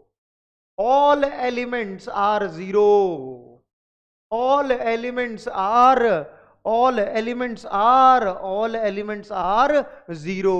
वो मैट्रिक्स जिसके अंदर सारे के सारे एलिमेंट्स जीरो हो उसको क्या बोलते हैं अपन? नल मैट्रिक्स बोलते हैं। अब देखो जरा, मान लो मैंने ये एक मैट्रिक्स ले ली और इसको मैंने नल मैट्रिक्स के साथ मल्टीप्लाई किया, तो क्या मैट्रिक्स आएगी? देखो जरा,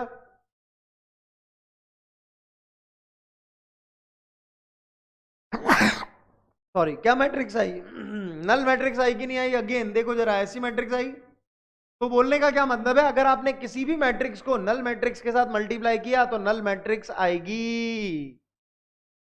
here O denotes null matrix. ठीक है, अगर आपने दुनिया की किसी भी मैट्रिक्स को नल मैट्रिक्स के साथ मल्टीप्लाई किया, कोई भी मैट्रिक्स ले लो, आप नल मैट्रिक्स के साथ मल्टीप्लाई करो तो नल मैट्रिक्स ही आएगी। अच्छा, ये वो चीज है देखो जरा जो अपने बचपन में होती थी ना, एक्सपोनेंशियल लॉज वाली। क्या कि जैसे मान लो मुझे ए की पावर 3 लिखना है तो उसको मैं लिख सकता हूं ए स्क्वायर इंटू ए, एग्जाम्पल 1। ए की पावर 4 लिखना है तो भी आप लिख सकते हो, समझ में आ रही है बात? ए क्यूब इंटू ए या ए स्क्वायर इंटू ए स्क्वायर, तो ये तो वही चीज हो गई, मैट्रिक्स में भी पॉसिबल है। दूसरा, सेम बेसिस होते हैं तो पावर्स ऐड हो जाती है, याद है आपको? जैसे 2 की पावर 3 इंटू 2 की पावर 4 क्या होता है? 2 की पावर 3 प्लस 4। वैसा का वैसे मैट्रिक्स में भी हो सकता है, अगर ए मैट्रिक्स है तो भी ये चीज वैलिड है। और जैसे होता है ना 2 की पावर 3 की होल पावर 4 क्या होता है? 2 की पावर 3 इंटू 4 यानी 2 की पावर 12 होता है। सेम मैट्रिक्स में भी पॉसिबल है लाइक दिस। यस एवरीबडी, किसी को कोई दिक्कत? चलो मैं यहां पर एक नोट लिखवा देता हूं जो कि बहुत ही ज्यादा इंपॉर्टेंट है, तो ध्यान से देखना मेरी बात को। If A into B is equal to null matrix आ रहा है, then it does not necessarily mean that out of A and B any one matrix should be null matrix। does not mean बोला है मैंने, क्या बोला है मैंने? does not mean बोला है मैंने, does not mean, does not कि मतलब A इंटू बी मैट्रिक्स अगर आपने किया और वो जीरो आ गया, नल मैट्रिक्स आ गया, तो ये इसका मतलब नहीं है कि ए और बी में से नल मैट्रिक्स, ए और बी में से एक तो नल मैट्रिक्स होगी। Here A B and zero are matrices और जीरो तो जो है वो नल मैट्रिक्स है। ठीक है, हाँ। क्या बोला मैंने कि कभी कभी ऐसा भी हो सकता है कि दो मैट्रिक्स जो कि नल मैट्रिक्स हैं और मल्टीप्लाई किया उनको और नल मैट्रिक्स आ गई, मतलब दो नल मैट्रिक्स को मल्टीप्लाई करने पर भी नल मैट्रिक्स आ सकती है। ये कहीं ना कहीं केस आ ही जाएगा, आज के लेक्चर में नहीं आएगा तो कहीं और आ जाएगा। दो नॉन नल मैट्रिक्स, दो नॉन नल मैट्रिक्स भी मल्टीप्लाई होके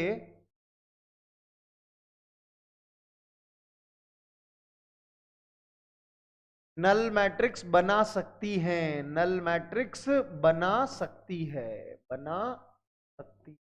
ठीक है, इसका एग्जांपल कहीं ना कहीं इस पूरे सेशन के अंदर आ ही जाएगा। ये पॉइंट मुझे याद आ गया तो मैंने कहा यहीं पे बता देता हूं, क्योंकि कभी कभी बच्चों को ये चीज कंफ्यूजन देती है। देखो, मैं ये दोनों अलग अलग बातें, किसी भी मैट्रिक्स को नल मैट्रिक्स से मल्टीप्लाई किया तब तो नल मैट्रिक्स आएगी, लेकिन अगर किन्हीं दो मैट्रिक्स को मल्टीप्लाई किया और नल मैट्रिक्स आ गई तो ये गारंटी नहीं है कि इन दोनों में से एक नल मैट्रिक्स होगी। ये दोनों अलग अलग बातें हैं, हो भी सकती है और नहीं भी हो सकती, क्योंकि कभी कभी ऐसा भी होता है कि ए और बी दोनों की दोनों नल मैट्रिक्स नहीं है, पर उन दोनों का प्रोडक्ट जो है वो नल मैट्रिक्स आ रहा है, ऐसा होता है। ठीक है, इसलिए मैंने इस केस को यहीं पे बता दिया, एग्जाम्पल आगे कहीं ना कहीं तो आ ही जाएगा।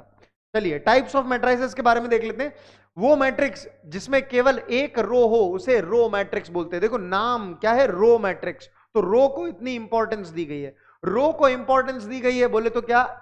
वो मैट्रिक्स जिसमें एक रो हो, कॉलम्स कितने भी हो सकते हैं, कॉलम्स कितने भी हो सकते हैं, तो रो मैट्रिक्स, ये भी एक रो मैट्रिक्स है, ये भी एक रो मैट्रिक्स है, ये भी एक रो मैट्रिक्स है, क्योंकि इनके अंदर एक एक रो है। तो कितनी रो मैट्राइसिस पॉसिबल है, इनफाइनाइट रो मैट्राइसिस पॉसिबल है, बिकॉज कॉलम नंबर फिक्स नहीं है, वो 1 भी हो सकता है, 2 भी हो सकता है, 3 भी हो सकता है, 4 भी हो सकता है, 5 भी, एंड सो ऑन। आगे बढ़ गए, कॉलम मैट्रिक्स, वो मैट्रिक्स जिसके अंदर एक कॉलम हो। अब रो के बारे में बताया नहीं, तो row can be any number, तो ये एक कॉलम मैट्रिक्स है। इसके एग्जांपल देखें तो ऐसी भी हो सकती है, ऐसे भी हो सकती है, ऐसी भी हो सकती है, एंड सो ऑन। यस, तो वो मैट्रिक्स जिसके अंदर केवल एक कॉलम हो उसे कॉलम मैट्रिक्स कहा जाता है, रोज फिक्स नहीं है। जीरो मैट्रिक्स और नल मैट्रिक्स, वो मैट्रिक्स जिसकी सारे एलिमेंट्स जीरो, बोले तो ए आई जे यानी element which is coming in the ith row and jth column, वो जीरो है। कब? ये सिंबल होता है फॉर ऑल का, this symbol denotes for all. तो for all I comma J, यानी आई और जे की कुछ भी वैल्यू हो, ए आई जे जीरो है, तो वो एक नल मैट्रिक्स होगी, बेसिकली सारे एलिमेंट जीरो है। हॉरिजॉन्टल मैट्रिक्स, देखिए अगर कोई चीज हॉरिजॉन्टल है, जैसे ये चीज हॉरिजॉन्टल है बच्चों, यस, तो मुझे एक बात बताइए, हॉरिजॉन्टल है ये वर्टिकल है, क्योंकि ऐसे लंबी हो गई तो वर्टिकल, ऐसे हो गई तो हॉरिजॉन्टल। अब मुझे एक बात बताओ, अगर मैं यहां पे स्क्वायर्स बनाना चाहता हूं, तो नंबर ऑफ लाइंस जो है वो ऐसे नंबर ऑफ लाइन ज्यादा आएंगी कि ऐसे नंबर ऑफ लाइंस ज्यादा आएंगी? सर लंबा ये वाला पोर्शन ज्यादा है, तो नंबर ऑफ वर्टिकल लाइंस मेरी ज्यादा बनेंगी, हाँ या ना? अगर डिस्टेंस सेम रखना है तो मान लीजिए कि इतना डिस्टेंस रखा दो लाइंस के बीच में, तो इतना ही डिस्टेंस इधर भी रखना है, उस हिसाब से पूछ रहा हूं मैं। तो वर्टिकल लाइंस ज्यादा आएंगी, वर्टिकल लाइंस ज्यादा आएंगी, तो एक तरीके से मैं ये बोलना चाह रहा हूं कि कॉलम्स ज्यादा हो। तो किसी भी मैट्रिक्स को अपन हॉरिजॉन्टल कब बोलेंगे? जब उसके अंदर मोर कॉलम्स हो और लेस रोज हो। जब कॉलम्स ज्यादा होंगे और रोज अगर कम होगी तो अपन उसको क्या बोलेंगे? हॉरिजॉन्टल मैट्रिक्स बोलेंगे। यस एवरीबॉडी, चलिए जी आगे बढ़ते हैं। वर्टिकल मैट्रिक्स, अगर मेरी मैट्रिक्स ऐसी है, तो अगर मैं ऐसे लाइनें खींचूंगा तो लाइनें कंपैरेटिवली कम होगी, और ऐसे लाइनें खींचूंगा तो ज्यादा होगी, यानी हॉरिजॉन्टल लाइनें ज्यादा हैं तो रोज ज्यादा हुई कि कॉलम्स? रोज ज्यादा हुई। यस, तो मोर रोज लेस कॉलम्स अगर हैं तो वो matrix is called as vertical matrix. और वो मैट्रिक्स जिसके अंदर नंबर ऑफ रोज और नंबर ऑफ कॉलम्स इक्वल होते हैं उसे बोलते हैं क्या? स्क्वायर मैट्रिक्स, स्क्वायर मैट्रिक्स बोलते हैं। Everybody clear? चलो बहुत बढ़िया, आगे बढ़ते हैं। ट्रेस ऑफ अ मैट्रिक्स देखना जरा। अब देखो जरा, स्क्वायर मैट्रिक्स में एक चीज होती है क्या? स्क्वायर मैट्रिक्स में एक चीज होती है डायगोनल एलिमेंट्स। क्या मैट्रिक्स, क्या elements? Diagonal elements. Diagonal elements क्या होते हैं? वो एलिमेंट्स जिसमें कि रो नंबर और कॉलम नंबर इक्वल होता है, elements in which row number is equal to column number. Yes, जैसे देखना, एक मैट्रिक्स मैंने ये ली, A B C D, A matrix 2x2 order की, ठीक है। अगर मैं इसमें बोलता हूं कि डायगोनल एलिमेंट्स कौन कौन से हैं, तो ये वाले और ये वाले, ये दो एलिमेंट्स मेरे डायगोनल एलिमेंट्स। क्यों? बिकॉज ये A11 के जगह पे लिखा हुआ है, ये A22 के जगह पे लिखा हुआ है। तो देखो, रो नंबर और कॉलम नंबर इक्वल है, रो नंबर और कॉलम नंबर इक्वल है, तो ये दोनों मेरे डायगोनल एलिमेंट्स है। ये होता है A21, तो रो नंबर और कॉलम नंबर इक्वल नहीं है तो ये डायगोनल एलिमेंट नहीं है। ये होता है A21, ये A12 होता है, ये A21 होता है, तो रो नंबर और कॉलम नंबर इक्वल नहीं है तो ये डायगोनल एलिमेंट्स नहीं है। जैसे मान लीजिए कि अगर मेरी मैट्रिक्स ऐसी होती, A11 A12 A13 A21 A22 A23 A31 A32 A33, तो डायगोनल एलिमेंट्स कौन कौन से हो गए? सर ये तो स्क्वायर मैट्रिक्स हैं। हाँ सर, नंबर ऑफ रोज और नंबर ऑफ कॉलम्स इक्वल है तो स्क्वायर मैट्रिक्स है। ये वाला एलिमेंट, ये वाला एलिमेंट, ये वाला एलिमेंट, ये तीनों एलिमेंट्स क्या कहे जाएंगे? डायगोनल एलिमेंट्स कहे जाएंगे, बिकॉज यहाँ पे भी आई और जे इक्वल है, यहाँ पे भी आई और जे इक्वल है, यहाँ पर भी आई और जे इक्वल है। आई यानी रो नंबर और जे यानी कॉलम नंबर। Yes everybody?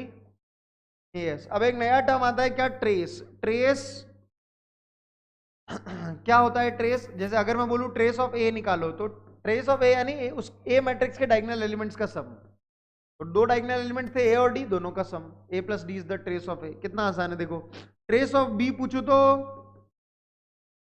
उसके डायगोनल एलिमेंट्स का सम A11 plus A22 plus A23, देख लो कितना इजी है, ठीक है। समझ में आ गई बात? अच्छा, अगर मैं आप लोगों से बेटा यहां पे बोलता कि k इंटू बी निकालो, k एक स्केलर है, ठीक है, k एक स्केलर है, तो आप k इंटू बी निकाल सकते थे बेटा? बच्चे बोलते सर हाँ, हर एक एलिमेंट के साथ k मल्टीप्लाई कर दो, हमने सीखा है ये, ठीक है सर, हाँ हमने सीखा है ये, ठीक है। तो अगर मैं आपसे बोलता हूं कि k इंटू बी का आर्ग्यूमेंट निकालो, सॉरी ट्रेस निकालो, अगर मैं आपसे बोलता कि trace of k into B matrix निकालो, तो वो आप लिख सकते थे या लिख सकते हैं? KA11 plus KA22 plus KA33, यानी कि इसी चीज को अपन ऐसा लिख सकते हैं k times of A11 plus A22 plus A33, यानी इसी चीज को अपन ऐसा लिख सकते हैं k times trace of b। हाँ या ना, सोचो जरा। तो trace of k into B को, यानी सम स्केलर इंटू बी को अपन लिख सकते हैं, उस k को बाहर लेके आ सकते हैं। समझ में आ रही है ये बात? इतनी सी फील आ रही है एवरीबडी? अच्छा, अगर मैं आप लोगों से बोलता ट्रेस ऑफ बी निकालो, sorry trace of A plus B निकालो, trace of A plus B निकालो, तो आप बोलते कि सर या trace of A plus K into B निकाल लो, चलो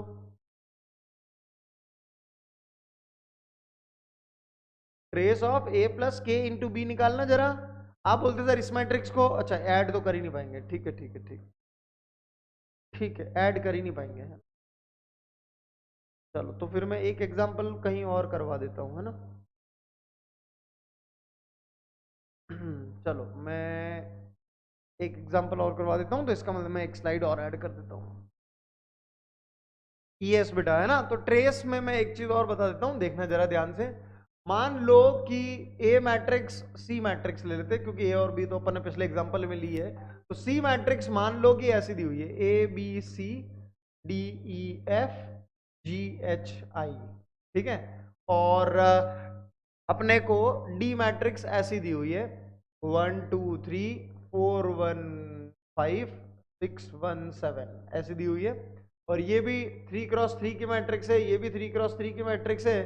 तो अपन अगर बोले कि यार trace of C plus trace of D निकालो, तो अपन निकाल सकते हैं बेटा? क्या लिखेंगे? अपने को ये निकालना है, तो देखो जरा क्या करेंगे। इसका ट्रेस तो अपने को पता है ए प्लस ई प्लस आई, और इसका ट्रेस अगर देखेंगे तो 1 + 1 + 7, तो अपन ऐसे करके निकाल सकते थे। हाँ या ना एवरीबडी? यस। अच्छा, अगर मैं आपसे बोलता trace of C plus D matrix निकालो, तो आप पहले सी और डी मैट्रिक्स को ऐड करते।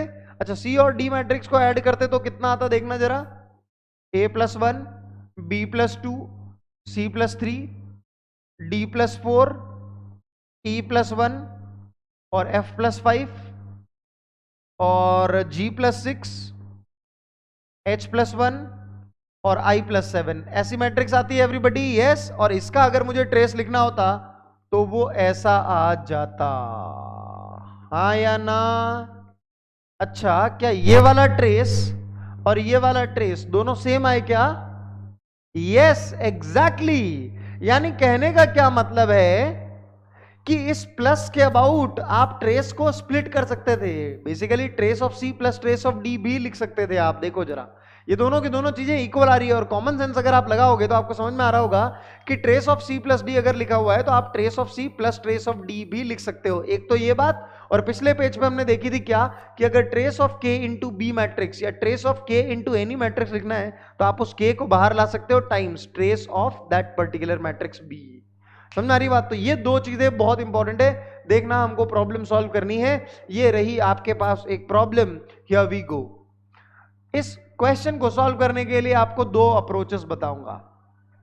देखिए, पहला मेथड आपके दिमाग में शायद ये आ सकता है कि a + 2b मैट्रिक्स जो अपने को गिवन है वो कुछ इस प्रकार की है,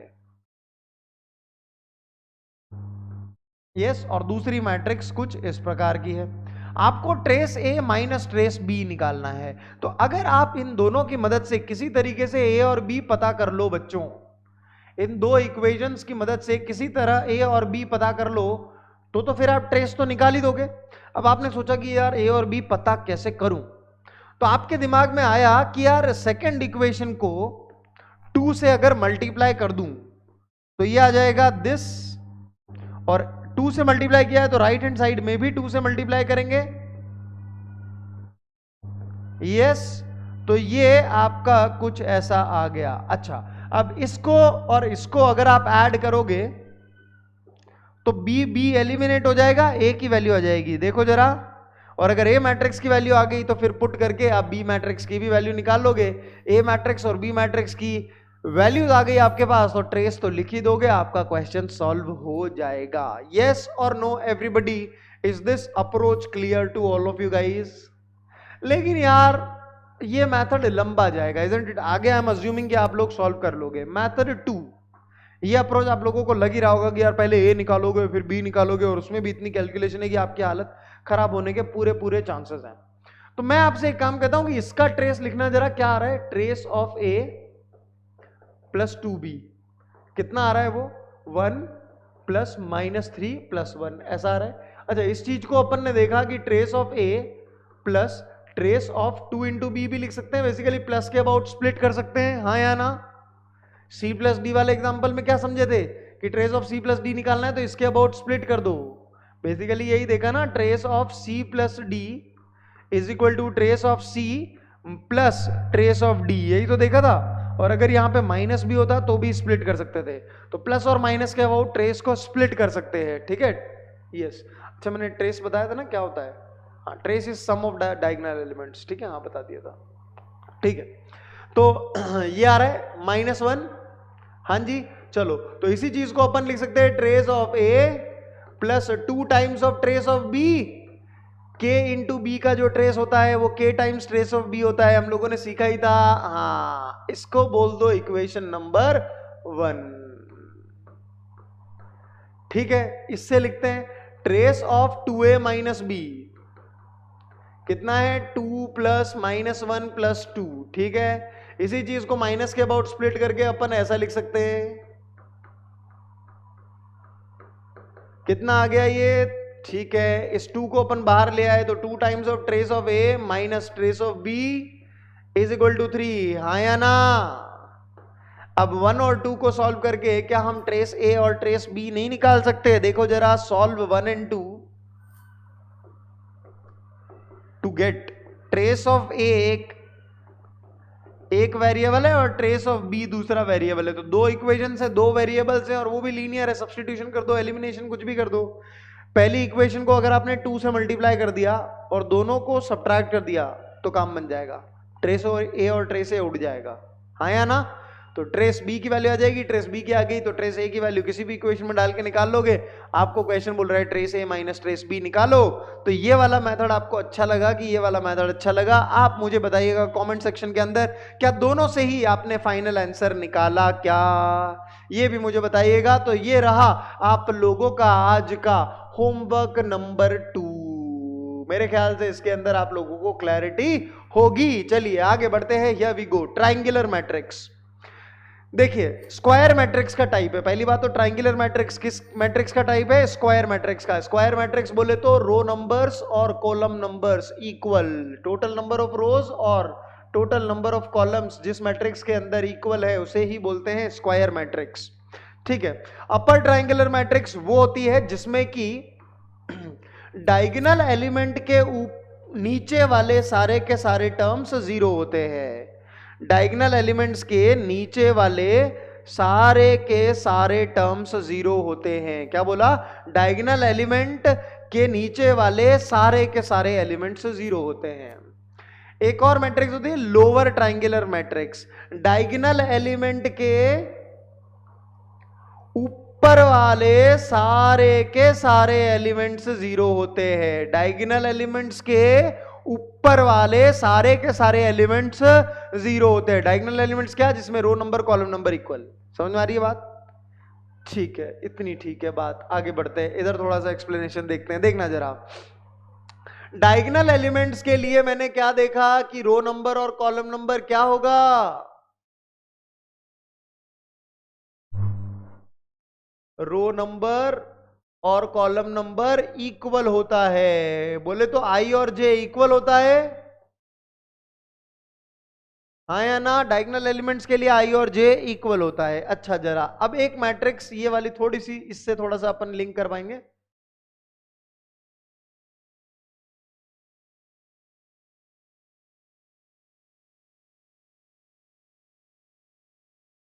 ये मैट्रिक्स के अंदर डायगोनल एलिमेंट्स तो आप लोगों को पता ही है।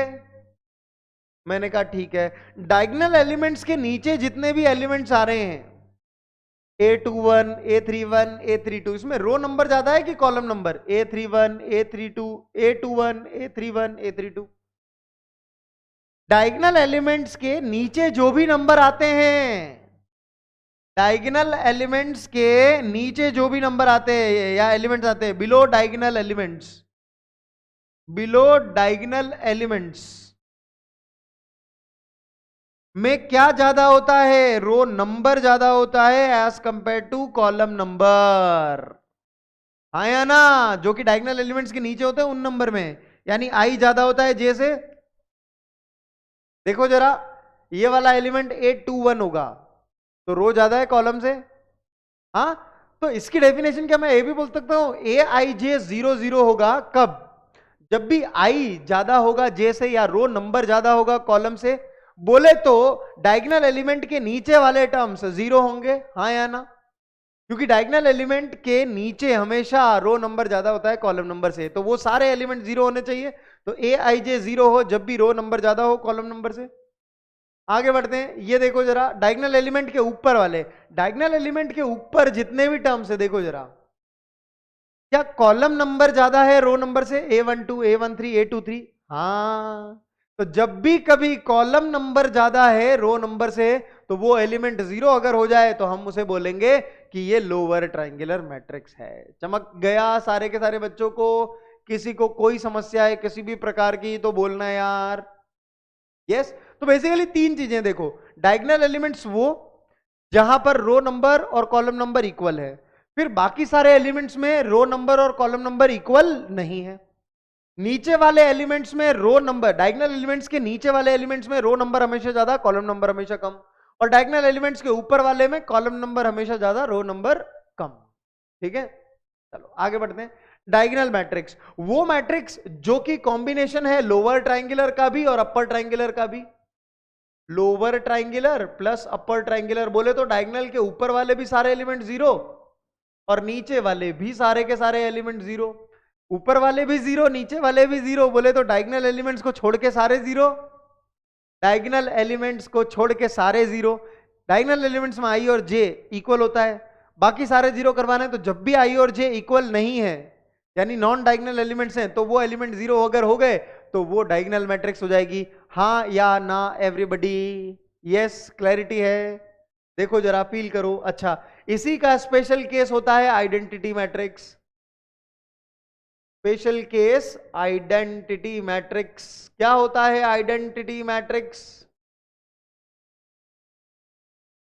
ऐसी डायगोनल मैट्रिक्स जिसमें कि सारे डायगोनल एलिमेंट्स वन वन हो। ai अगर वन हो जाए और aij अगर जीरो हो जाए जब भी i is not equal to j।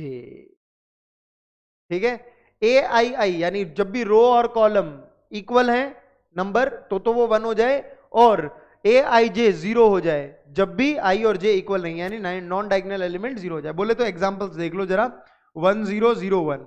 देखो जरा, ये डायगोनल एलिमेंट 1 1, बाकी सारे जीरो। ऐसा 1 0 0 0 1 0 0 0 1, डायगोनल एलिमेंट्स 1 1 1, बाकी सारे 0 0 0 0। समझ में आ रही है बात? ये होती है आइडेंटिटी मैट्रिक्स। ठीक है, अच्छा यहां पर एक चीज है कि ये n हो। ठीक है, चलो आगे बढ़ते हैं। Transpose of a matrix. Transpose of a matrix कुछ नहीं होता, रो को कर दो कॉलम्स। जैसे ये मैट्रिक्स है, इसका ऑर्डर कितना है? 3 क्रॉस 2, 3 रोज है 2 कॉलम है। इसका मान लो मुझे बोला गया कि ट्रांसपोज निकालो, तो ये रो 1 है A1 B1, इसको कॉलम 1 कर दो। ये रो 2 है A2 B2, इसको कॉलम 2 कर दो। ये रो 3 है A3 B3, इसको कॉलम 3 कर दो। दैट्स इट, यही ट्रांसपोज हो गया। ट्रांसपोज को डिनोट करते हैं A to the power T। A to the power T बोलने का मतलब ही यही है, transpose of T, transpose of A। A to the power T बोलने का मीनिंग ही यही है, ट्रांसपोज ऑफ ए। इसी चीज को ए डैश बी बोला जा सकता है, ए के ऊपर डैश लगा हुआ है, ठीक है। जैसे मान लीजिए कि आपको एक मैट्रिक्स ऐसी दे दी गई,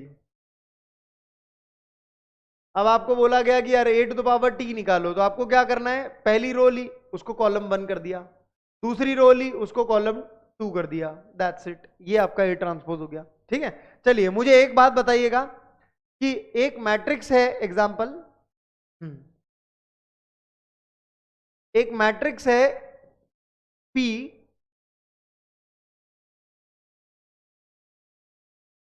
a matrix has order m cross n, what will be the order of the matrix A transpose?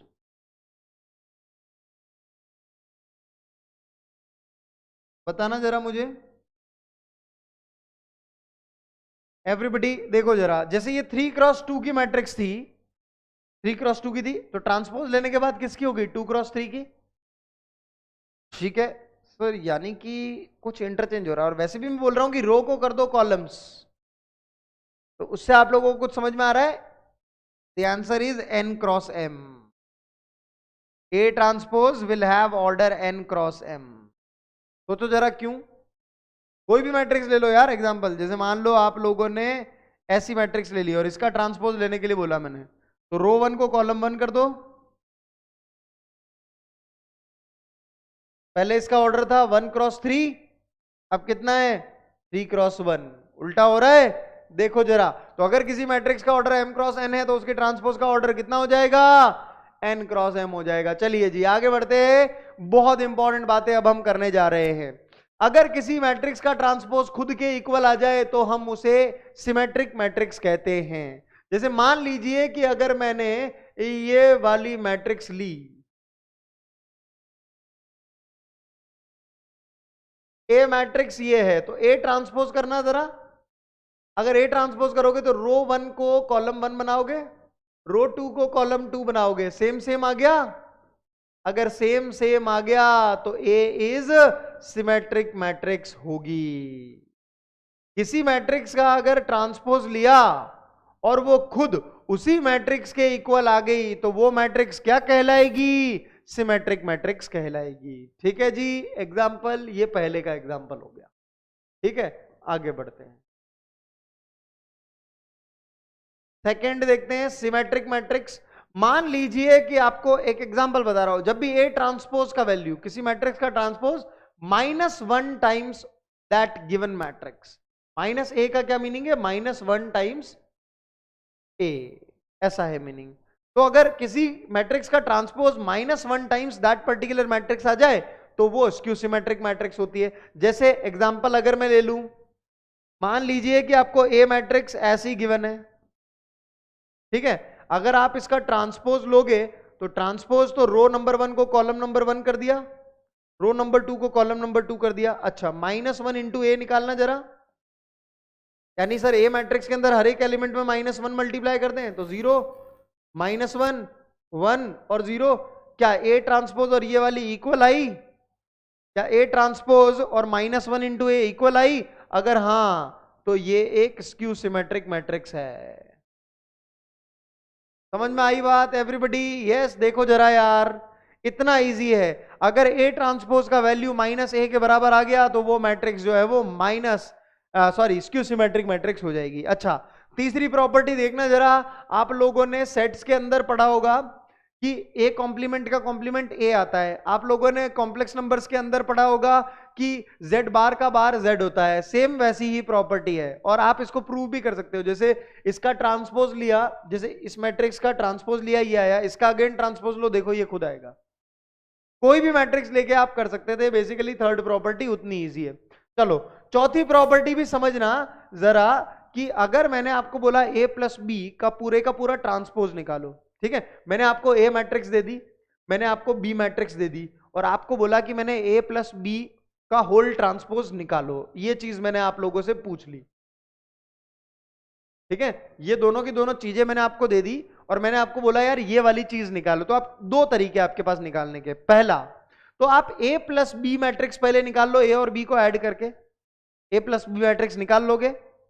जो matrix A plus B I उसका ट्रांसपोज ले लो, तो ये पूरी की पूरी चीज आ जाएगी। एक तो वो तरीका कि पहले एडिशन किया मैट्रिसेस का फिर ट्रांसपोज लिया, या फिर आप ये भी कर सकते थे कि पहले ए का ही ट्रांसपोज ले लेते, बी का ही ट्रांसपोज ले लेते, अब ये जो दो मैट्रिक्स है ये अब इनको ऐड कर देते हैं, सेम बात होती। कहने का मतलब समझ रहे हो, अगर मुझे ए मैट्रिक्स और बी मैट्रिक्स दी हुई है और मुझे ए प्लस बी का होल ट्रांसपोज निकालना है, तो पहले तो मैं या तो मैट्रिक्स ऐड कर लूं पहले फिर ट्रांसपोज ले लूं, या पहले इंडिविजुअल ट्रांसपोज ले लूं फिर एडिशन कर दूं मैट्रिक्स का। एक ही बात है, समझ में आ गई बात एवरीबॉडी? क्या बोल रहा हूं मैं? यस। तो ये प्रॉपर्टी आप लोगों को क्लियर होनी चाहिए। दूसरी बात कि माइनस के अबाउट भी ऐसे अपन कर सकते थे, ठीक है, याद रख सकते हैं, सिंपल याद रखने वाली चीज है, ठीक है। आगे बढ़ते हैं। अगर मान लीजिए मैंने आपको ए मैट्रिक्स दे दी, के का वैल्यू भी दिया हुआ है मैंने आपको, के is a constant, scalar constant, ठीक है, और मैंने आपको बोला यार के इंटू ए का होल ट्रांसपोज निकालो, तो पहले आप चाहो तो के को ए के साथ मल्टीप्लाई कर दो, वो मैं सिखा चुका हूं कि हर एक एलिमेंट में मल्टीप्लाई होगा, मैट्रिक्स बन गई। उसका ट्रांसपोज ले लो तो आपके पास ये चीज आ जाएगी। एक तो ये तरीका। दूसरा तरीका, आप पहले ए ट्रांसपोज निकाल लो और फिर उसको स्केलर से मल्टीप्लाई कर दो, तो भले ही के कांस्टेंट को पहले मल्टीप्लाई कर दो फिर ट्रांसपोज लो, या भले ही ट्रांसपोज पहले ले लो फिर कांस्टेंट को मल्टीप्लाई करना, सेम बात है। यही प्रॉपर्टी नंबर 3 है। प्रॉपर्टी नंबर 4 जो है वो very very very very very important property है। आप कुछ भी दो चीजें लेके ए और बी कंफर्म कर सकते हैं इस प्रॉपर्टी को, लेकिन यहां पे मैं एक चीज तो पहले यही बता दूं कि ए इंटू बी का whole transpose is equal to B transpose into A transpose है, ना कि A transpose into B transpose है। ये अगर मैं थोड़ी देर के लिए ए ट्रांसपोज को सी ले लिया और बी ट्रांसपोज को डी ले लिया, क्या बोला मैंने? थोड़ी देर के लिए ए ट्रांसपोज को सी ले लिया, बी ट्रांसपोज को डी ले लिया, ठीक है। तो ये क्या लिखा हुआ है? डी इंटू सी, और ये क्या लिखा हुआ है? सी इंटू डी। ये दोनों अलग अलग होंगे कि नहीं होंगे? बिकॉज मैंने आप लोगों को बताया था A into B is not equal to B into A in matrices in general. याद आ रही है बात? हाँ, तो ये दोनों चीजें पहली बात तो अलग अलग है। ट्रांसपोज है तो क्या हुआ? अल्टीमेटली है तो मैट्रिक्स ही ना। तो ये है क्या? D into C is not equal to C into D. हाँ, ये बात तो सही है, ये दोनों इक्वल नहीं होती, ये वाली और ये वाली इक्वल नहीं होती, इसीलिए मैंने नॉट इक्वल लगाया। आप समझो जरा, बहुत सारे बच्चे क्या बोलते हैं कि सर A इंटू बी का होल ट्रांसपोज है तो वो इसको ऐसा लिख देते हैं, जबकि ये गलत है। यहां पर देखो, इस चीज को ऐसा लिखना है। कहने का क्या मतलब है? पहले इस चीज का ट्रांसपोज लिखना है बी ट्रांसपोज, और फिर इस चीज का ट्रांसपोज लिखना है ए ट्रांसपोज। इसी चीज को अगर मैं ज्यादा टर्म्स के साथ समझाऊं तो बेटर समझ में आएगा। देखो, A1 into A2 into A3 till AN का होल ट्रांसपोज, सब मल्टीप्लीकेशन में अगर ये लिखना है तो पहले इसका ट्रांसपोज AN का ट्रांसपोज, फिर सेकंड लास्ट यानी AN माइनस 1 का ट्रांसपोज, फिर थर्ड लास्ट यानी AN माइनस 2 का ट्रांसपोज। ऐसे करते करते चलेंगे, लास्ट सेकंड लास्ट में A2 का ट्रांसपोज, और फिर लास्ट में जाके A1 का ट्रांसपोज। ऐसे लिखना है। बेसिकली इस चीज को बोलते हैं reversal law holds. Reversal law holds. जैसे मैं एक एग्जांपल भी करवाता हूं आप लोगों को, ठीक है। जैसे मान लीजिए कि मैंने आपको बोला A इंटू बी इंटू सी का होल ट्रांसपोज निकालिए, ठीक है। तो आप पहले C का ट्रांसपोज, फिर B का ट्रांसपोज, फिर A का ट्रांसपोज लिखोगे। आप इसको A transpose into B transpose into C transpose नहीं लिखोगे, बिकॉज जब भी कभी मैट्रिक्स मल्टीप्लाई में है और पूरे का ट्रांसपोज निकालना है तो आप पहले लास्ट वाले का ट्रांसपोज, फिर सेकंड लास्ट, फिर थर्ड लास्ट, ऐसे करके बढ़ोगे, ठीक है। चलिए ये क्वेश्चन देखते हैं। रिवर्सल लॉ होल्ड्स, ठीक है। If A and B are symmetric matrices, अच्छा A और B सिमेट्रिक मैट्रिसेस है, अगर A सिमेट्रिक मैट्रिक्स है तो A transpose is equal to A होगा। हर वो मैट्रिक्स जिसका ट्रांसपोज लेने पर अगर वो खुद मैट्रिक्स आ जाए तो वो A सिमेट्रिक मैट्रिक्स कहलाती है। सिमिलरली B भी सिमेट्रिक मैट्रिक्स है तो B ट्रांसपोज और B इक्वल होंगे। ये चीजें मुझे गिवन है। मैंने कहा चलो बहुत बढ़िया, आगे बढ़ते हैं। ये मुझे बोल रहा है कि A इंटू बी इंटू ए किस तरीके की मैट्रिक्स होगी। बेसिकली ये यही पूछना चाह रहा है कि सिमेट्रिक होगी कि स्क्यू सिमेट्रिक होगी कि क्या होगी। जब भी कभी मुझे ये जानना हो कि मेरी मैट्रिक्स जो है वो सिमेट्रिक है कि स्क्यू सिमेट्रिक है, मैं क्या करता हूं, उसका एक बारी ट्रांसपोज कैलकुलेट करता हूं। जैसे मुझे ये जानना है कि ये मैट्रिक्स क्या है, सिमेट्रिक है कि सिमेट्रिक है कि क्या है, तो मैं इस चीज का ट्रांसपोज कैलकुलेट करूंगा। अब मुझे अगर इस चीज का ट्रांसपोज कैलकुलेट करना है तो आई नो वन थिंग यार, क्या कि यार ये तो मल्टीप्लीकेशन ऑफ द मैट्राइसेस लिखा हुआ है, मल्टीप्लीकेशन ऑफ द मैट्राइसेस और होल ट्रांसपोज लिखा हुआ है, तो सबसे पहले इसका ट्रांसपोज लिखूंगा, रिवर्सल लॉ होल्ड्स, फिर इसका ट्रांसपोज लिखूंगा, फिर इसका ट्रांसपोज लिखूंगा। हाँ या ना? वो वाली प्रॉपर्टी देखो पीछे लिखी हुई है, ए इंटू बी इंटू सी का होल ट्रांसपोज की तरह। अच्छा, ए ट्रांसपोज की वैल्यू मुझे ए गिवन है, बी ट्रांसपोज की वैल्यू मुझे बी गिवन है, ए ट्रांसपोज की वैल्यू मुझे ए गिवन है। बोले तो सर इस चीज का ट्रांसपोज, इस चीज का ट्रांसपोज खुद इसके इक्वल नहीं आ गया? देखो जरा, ए इंटू बी इंटू ए, इस चीज का ट्रांसपोज खुद इसी के इक्वल आ गया, देखो जरा। तो A into B into A is what kind of a matrix?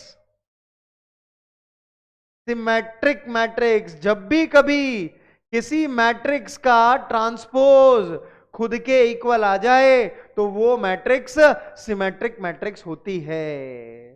ठीक है, चलो आगे बढ़ते हैं। तो यार अपन ने ये दो चीजें तो देख ही ली है, जब भी कभी किसी मैट्रिक्स का transpose minus of that particular matrix आ जाए तो स्क्यू सिमेट्रिक, जब किसी मैट्रिक्स का ट्रांसपोज खुद के इक्वल आ जाए तो वो सिमेट्रिक मैट्रिक्स कहलाती है।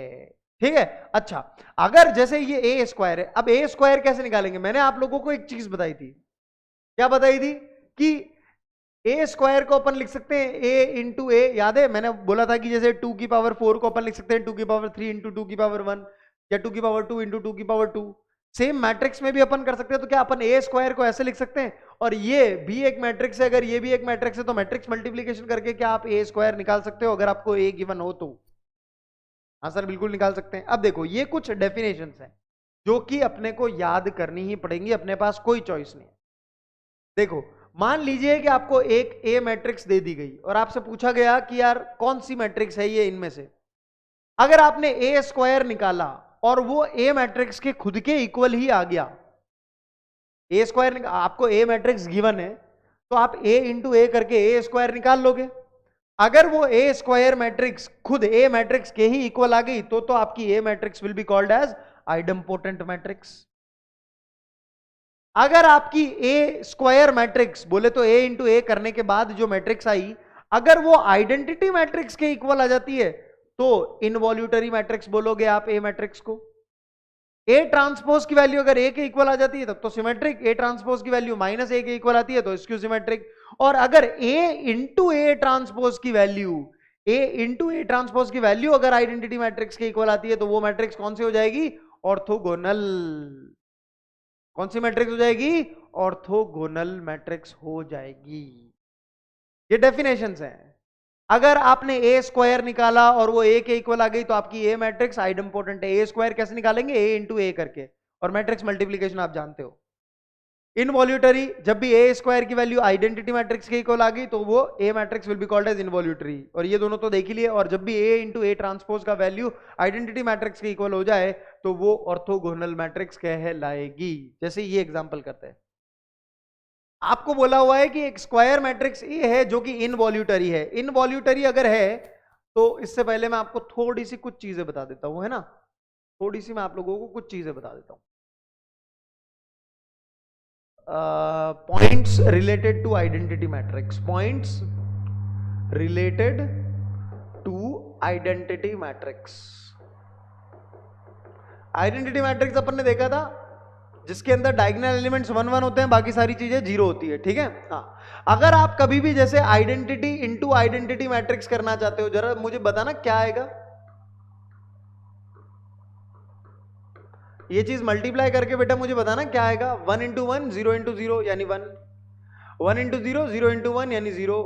Identity matrix into identity matrix into identity matrix 1 ही आएगा। तो identity into identity into identity into identity, ये अगर मुझे करना है लेट से m टाइम्स, या कहूं मुझे ये चीज अगर करनी है i to the power m, तो जरा देखो ये चीज आइडेंटिटी आएगी, फिर identity into identity again identity आएगी, तो ये चीज आइडेंटिटी के ही इक्वल आएगी कि नहीं आएगी? बोले तो I to the power m is equal to identity matrix only, yes और नो, जरा मुझे बताना बेटे। आप आइडेंटिटी मैट्रिक्स को कितनी भी बार मल्टीप्लाई कर दो वो आइडेंटिटी मैट्रिक्स ही आएगी, हाँ या ना, बोलना जरा बेटे। यस, किसी को कोई डाउट है? आइडेंटिटी मैट्रिक्स को आप कितनी भी बार मल्टीप्लाई कर दो वो एक आइडेंटिटी मैट्रिक्स ही आएगी। यस, अच्छा चलिए ये प्रॉब्लम करते हैं जरा। आपको बोला हुआ है क्या इनवॉल्यूटरी मैट्रिक्स है आपका ए, इनवॉल्यूटरी मैट्रिक्स है यानी A square is equal to आई आपको गिवन है।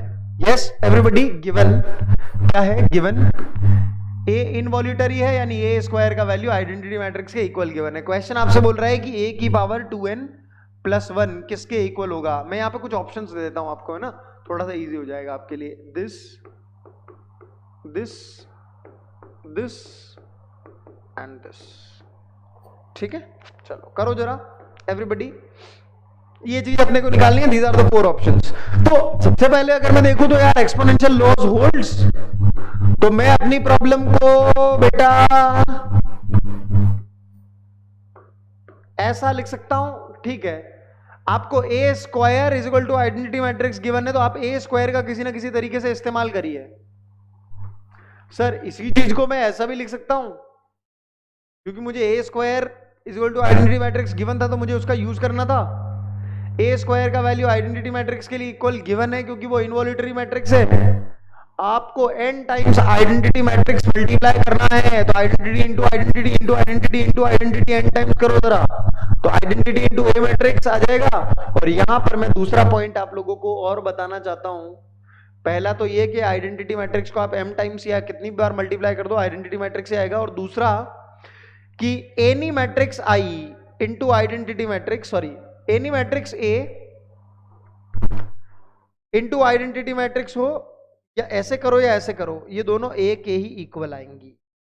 आपने i इंटू ए किया, ए इज एनी मैट्रिक्स, या a इंटू आई किया, वो दोनों हमेशा ए के इक्वल ही आएंगी। तो ये आंसर आपका ए के इक्वल आया कि नहीं आया बेटे? आप किसी भी दुनिया की किसी भी मैट्रिक्स को आइडेंटिटी मैट्रिक्स के साथ मल्टीप्लाई करो तो वो ए मैट्रिक्स ही आएगी, कुछ भी मैट्रिक्स हो वो, तो आंसर आपका ए हो जाएगा। Yes everybody, are we guys clear? अब यार देखो ये चीजें अपने को याद करनी ही पड़ेगी कि आइडेम्पोटेंट यानी A square is equal to A, involutory A square is equal to I, ये याद करनी ही पड़ेगी यार, अपने पास कोई चारा नहीं है, कोई चारा नहीं है अपने पास, ठीक है, कोई चारा नहीं, अपने को याद करनी ही पड़ेगी, ठीक है। चलो आगे बढ़ते हैं। Verify if matrix A is orthogonal और नॉट। ए मैट्रिक्स आपको दी हुई है, ऑर्थोगोनल के लिए क्या कंडीशन होती है? A into A transpose is equal to identity matrix होना चाहिए।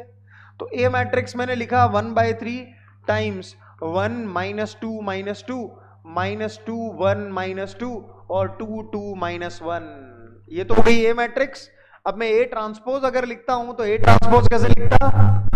रो को कर दो कॉलम, रो 1 को कर दो कॉलम 1, रो 2 को कर दो कॉलम 2 और रो 3 को कर दो कॉलम 3। ये हो गई अपनी ए ट्रांसपोज। तो यहीं पे ए ट्रांसपोज लिख देते हैं।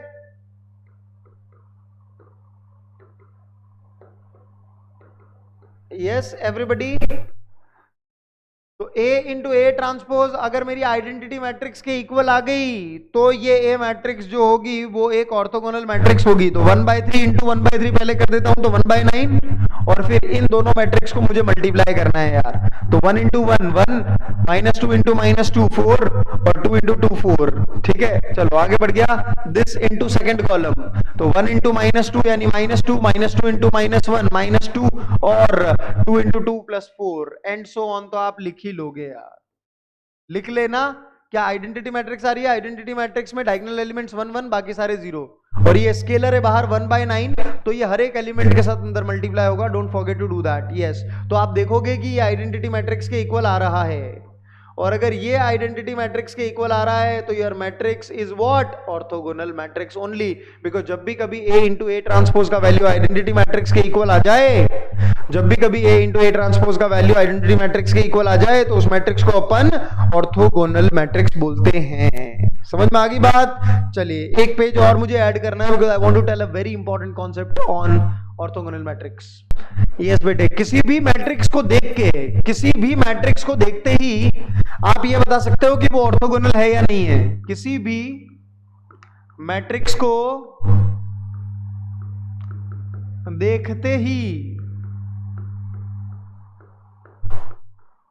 यू कैन से कि वो ऑर्थोगोनल है या नहीं। ठीक है, किसी भी मैट्रिक्स को देखते ही आप बता सकते हो कि वो ऑर्थोगोनल मैट्रिक्स है या नहीं। ठीक है, कुछ बातें बस आपको ध्यान रखनी होती है। क्या बातें? जैसे समझो, अगर आपको ऐसे मैट्रिक्स दी हुई है A B C D E F G H I, ये मैट्रिक्स इज ऑर्थोगोनल और नॉट, आपको ये चेक करना है। ठीक है, तो पहली चीज आप ये देखना कि A square plus B square plus C square is equal to D square plus E square plus F square is equal to G square plus H square plus I square is equal to 1 है क्या? जैसे ये 1 का square करोगे तो 1, -2 का square करोगे तो 4 और 2 का स्क्वायर करोगे तो 4, तीनों को ऐड किया 9 आया, और ये 1/3 भी अंदर मल्टीप्लाई होके फिर वो 1/9 भी बना होगा। तो 1/3 जब सब में मल्टीप्लाई कर दोगे, जब 1/3 अंदर मल्टीप्लाई कर दोगे तो ये 1/3 का होल स्क्वायर प्लस -2/3 का होल स्क्वायर प्लस 2/3 का होल स्क्वायर, देखो 1 आएगा।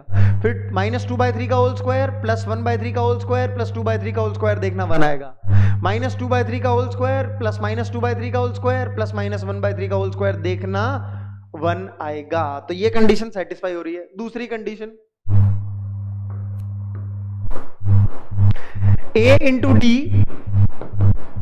Plus B into E plus C into F, क्या बोला?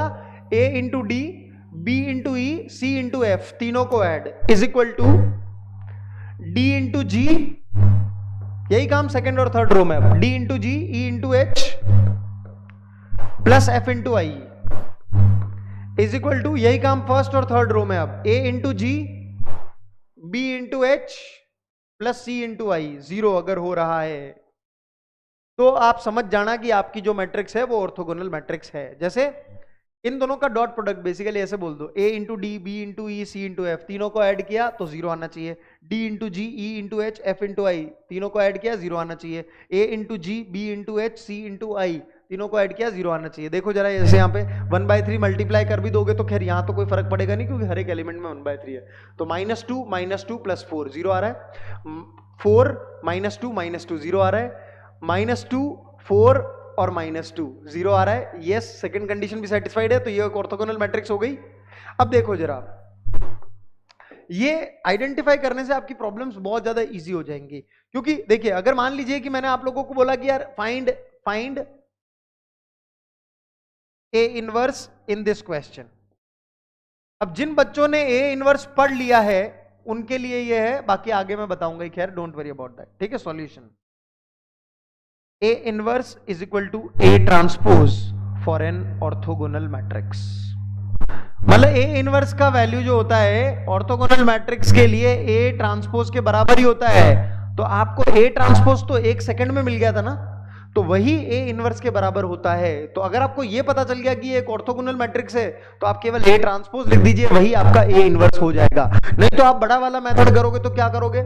आप बड़ा वाला मेथड करोगे तो वो एडजॉइंट निकालना, फिर कोफैक्टर का ट्रांसपोज, मतलब वो पूरा कोफैक्टर निकालना, फिर उसका ट्रांसपोज लेना अपॉन डिटरमिनेंट ऑफ ए, वो बहुत बड़ा पड़ता है। और ये कैसे पता चला कि A इनवर्स और A ट्रांसपोज इक्वल है? देखो जरा, ऑर्थोगोनल मैट्रिक्स के लिए A into A transpose identity matrix के इक्वल है, तो ये A इनवर्स होना ही चाहिए, तभी तो वो आइडेंटिटी मैट्रिक्स देगा।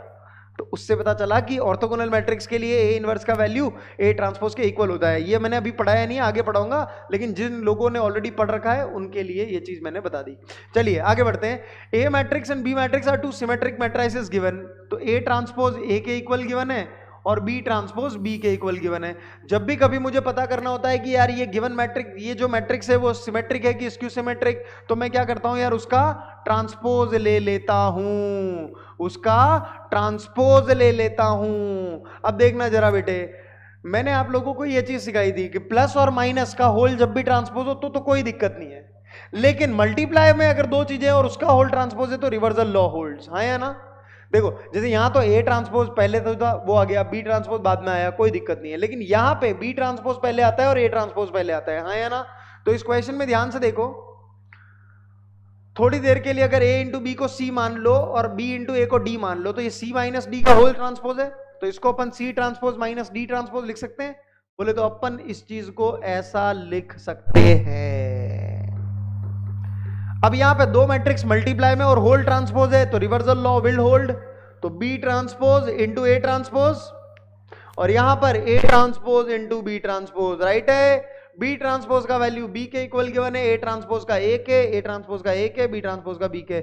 अगर मैं यहां पे माइनस कॉमन ले लूं तो ये ऐसा आ गया, क्या देखना जरा, इस मैट्रिक्स का ट्रांसपोज, इस मैट्रिक्स का transpose minus times of the very same matrix आ रहा है, minus times of the very same matrix आ रहा है, हाँ या ना।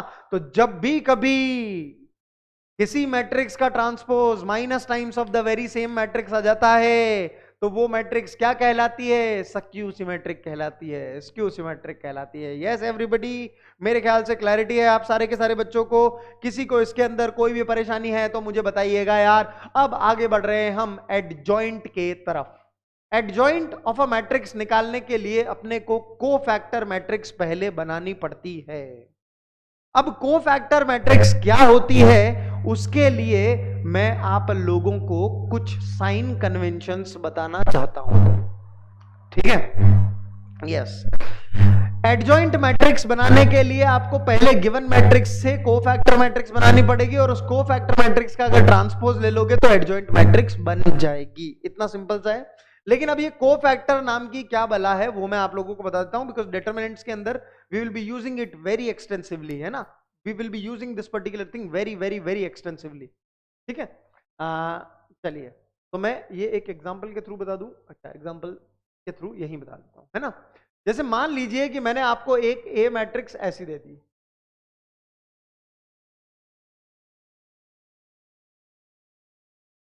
थोड़े बड़े बड़े एलिमेंट्स हो जाएंगे तो कोफैक्टर्स बहुत बड़े बड़े आएंगे, तो मैं थोड़े से छोटे छोटे ले,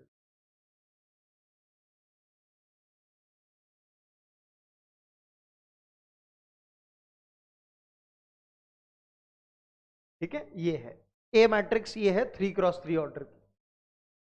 अच्छा, कोफैक्टर लिखने के लिए सबसे पहली चीज होती है बेटा साइंस।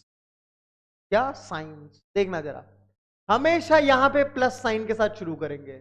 जो भी एलिमेंट A11 के जगह लिखा होगा हमेशा प्लस साइन के साथ शुरू करेंगे। जिसको नहीं दिख रहा, तो जो भी एलिमेंट A11 के जगह पे लिखा होगा उसको हमेशा प्लस साइन के साथ शुरू करेंगे।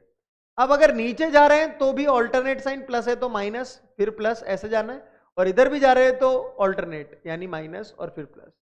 अब यहां से अगर नीचे भी आ रहे हैं तो भी ऑल्टरनेट, और यहां से अगर नीचे आ रहे हैं तो भी ऑल्टरनेट। बस ऑल्टरनेट प्लस माइनस साइंस पूरे में चलने चाहिए, बस ये है फंडा। पहले तो ये signs, the signs are important, तो मैं ये साइंस लिख दे रहा हूं, प्लस माइनस प्लस, फिर ये प्लस से शुरू होता है तो माइनस प्लस, ये माइनस से शुरू होता है माइनस प्लस माइनस, और ये माइनस प्लस, ऐसा। ये साइन कन्वेंशंस इंपॉर्टेंट है, पहली बात तो ये, ठीक है। अच्छा, दूसरी बात, अगर मुझे इस एलिमेंट का कोफैक्टर लिखना है तो साइन तो ये वाला यूज करूंगा, लेकिन जिस रो में ये एलिमेंट आ रहा है उसको उड़ा दो, और जिस कॉलम में ये एलिमेंट आ रहा है उसको उड़ा दो। जो बाकी बचा है उसका डिटरमिनेंट लिख लो।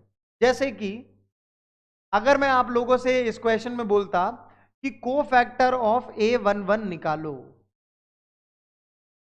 कोफैक्टर ऑफ A11 कैसे लिखेंगे, C11। A11 यानी ये वाला पॉइंट, इसका कोफैक्टर निकालना है, तो पहले तो इसका साइन देखा, साइन क्या है इसका, प्लस।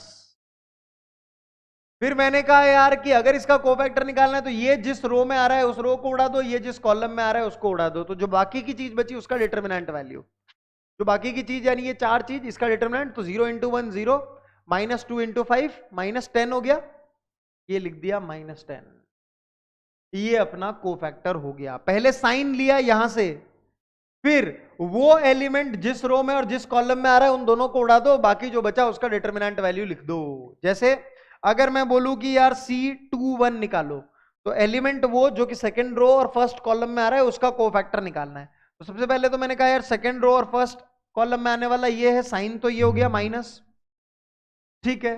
मैंने कहा कि यार अब उस एलिमेंट को गोली मार दो जो कि मतलब वो एलिमेंट जिस रो से पास हो रहा है उसको उड़ा दो और वो कॉलम भी हटा दो। तो 2 3 2 और 1 ऐसे बचा, इसका डिटर्मिनेंट वैल्यू लिख लो। तो 2 माइनस 6 बोले तो -4, हाँ या ना एवरीबडी? 2 माइनस 1 यानी 2, सॉरी 2 इंटू 1 यानी 2, माइनस 2 इंटू 3 यानी कि 6। तो 2 माइनस 6 कितना आ गया? -4 आ गया। समझ में आई बात? अच्छा, अगर मैं आप लोगों से बोलता कि यार C32 निकालो, तो उस एलिमेंट का कोफैक्टर लिखो जो कि थर्ड रो और सेकंड कॉलम में है, यानी ये वाला, इसका साइन अपने को माइनस है। तो ये जिस कॉलम में जिस रो में आ रहा है उन दोनों को उड़ा दिया, तो चार चीजें बची, 1 -1 3 और 5। उसका डिटर्मिनेंट वैल्यू लिख देते हैं 5 माइनस 5 प्लस 3 यानी कि 8। Yes everybody? यस। तो इस तरीके से कोफैक्टर्स अपन हर एक एलिमेंट के लिख सकते हैं। समझ आ रही है बात? एवरीबडी समझ में आ रही है बात? कोफैक्टर कैसे लिखे? और जैसे ही आप कोफैक्टर सब लिख लो, तो आप एक कोफैक्टर मैट्रिक्स बनाना। कोफैक्टर मैट्रिक्स कैसे बनाएंगे? C11 लिखा, यहां पे C12, यहां पे C13, यहां पे C21, यहां पे C22, यहां पे C23, यहां पे C31, यहां पे C32, यहां पे C33 और फिर इसका ट्रांसपोज ले लो, तो आपके पास जो मैट्रिक्स आ जाएगी वो कुछ इस प्रकार से आ जाएगी।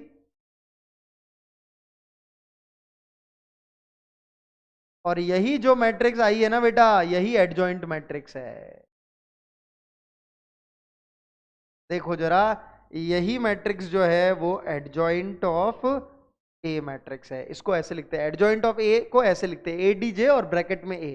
इसी का मीनिंग ये है एडजॉइंट ऑफ ए मैट्रिक्स। ठीक है, समझ में आया? सबसे पहली बात, कोफैक्टर मैट्रिक्स लिखनी है, उसका ट्रांसपोज ले लो तो वो एडजॉइंट मैट्रिक्स बन जाती है। पहली बात तो ये।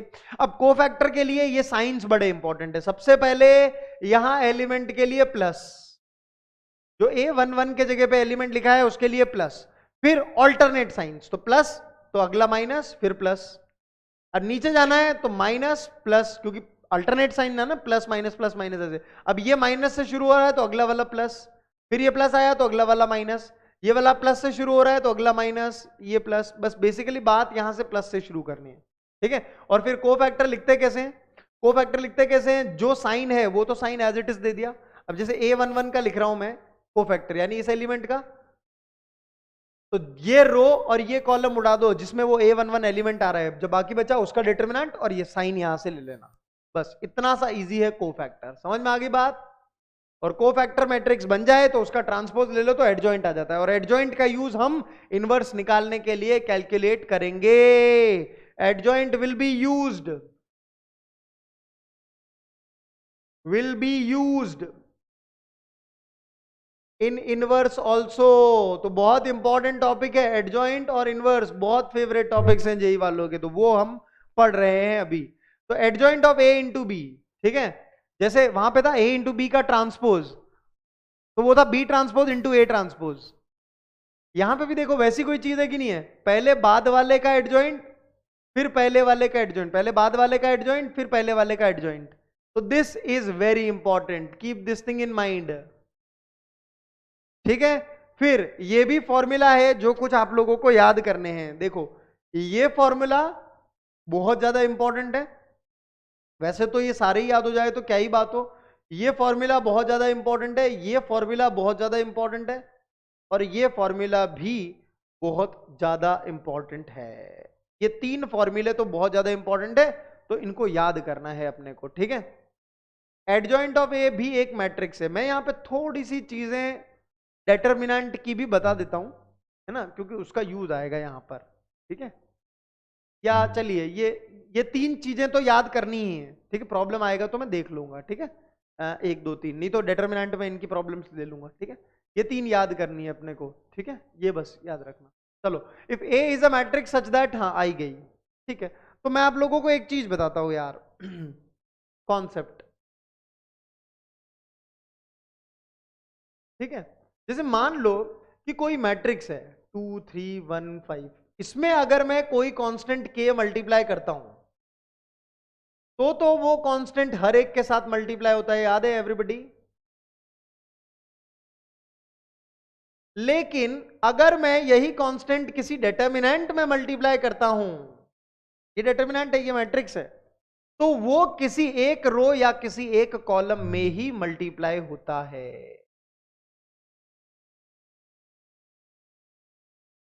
ये डिफरेंस है डिटरमिनेंट में और मैट्रिसेस में।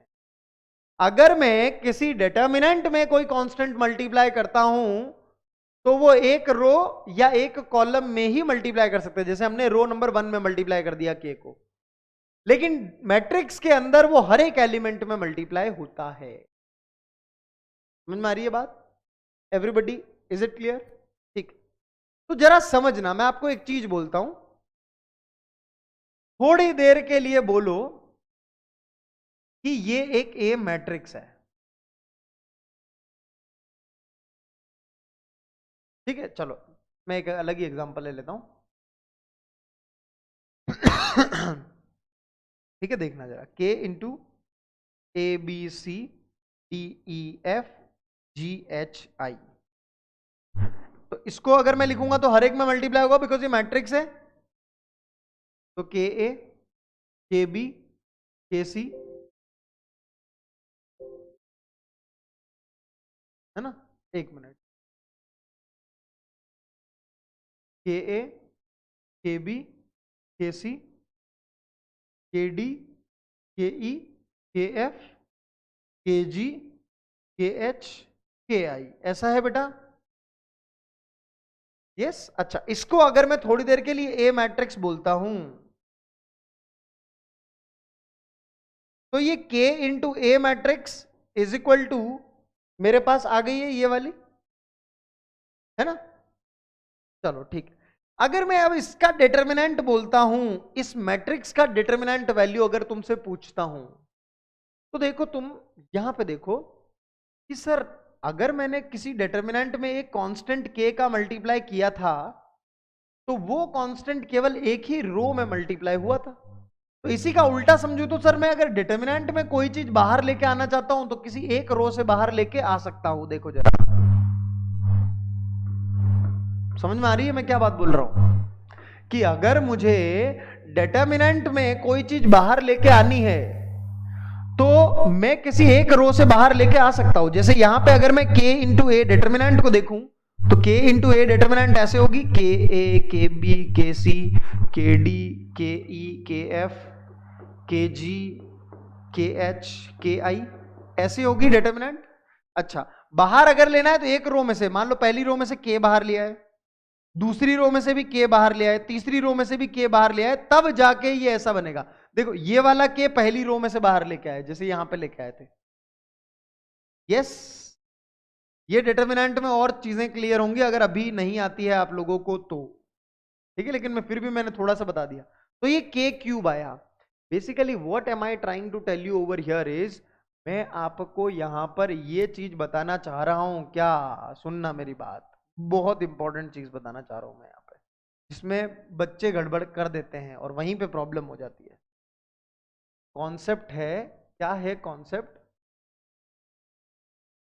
कॉन्सेप्ट ये है कि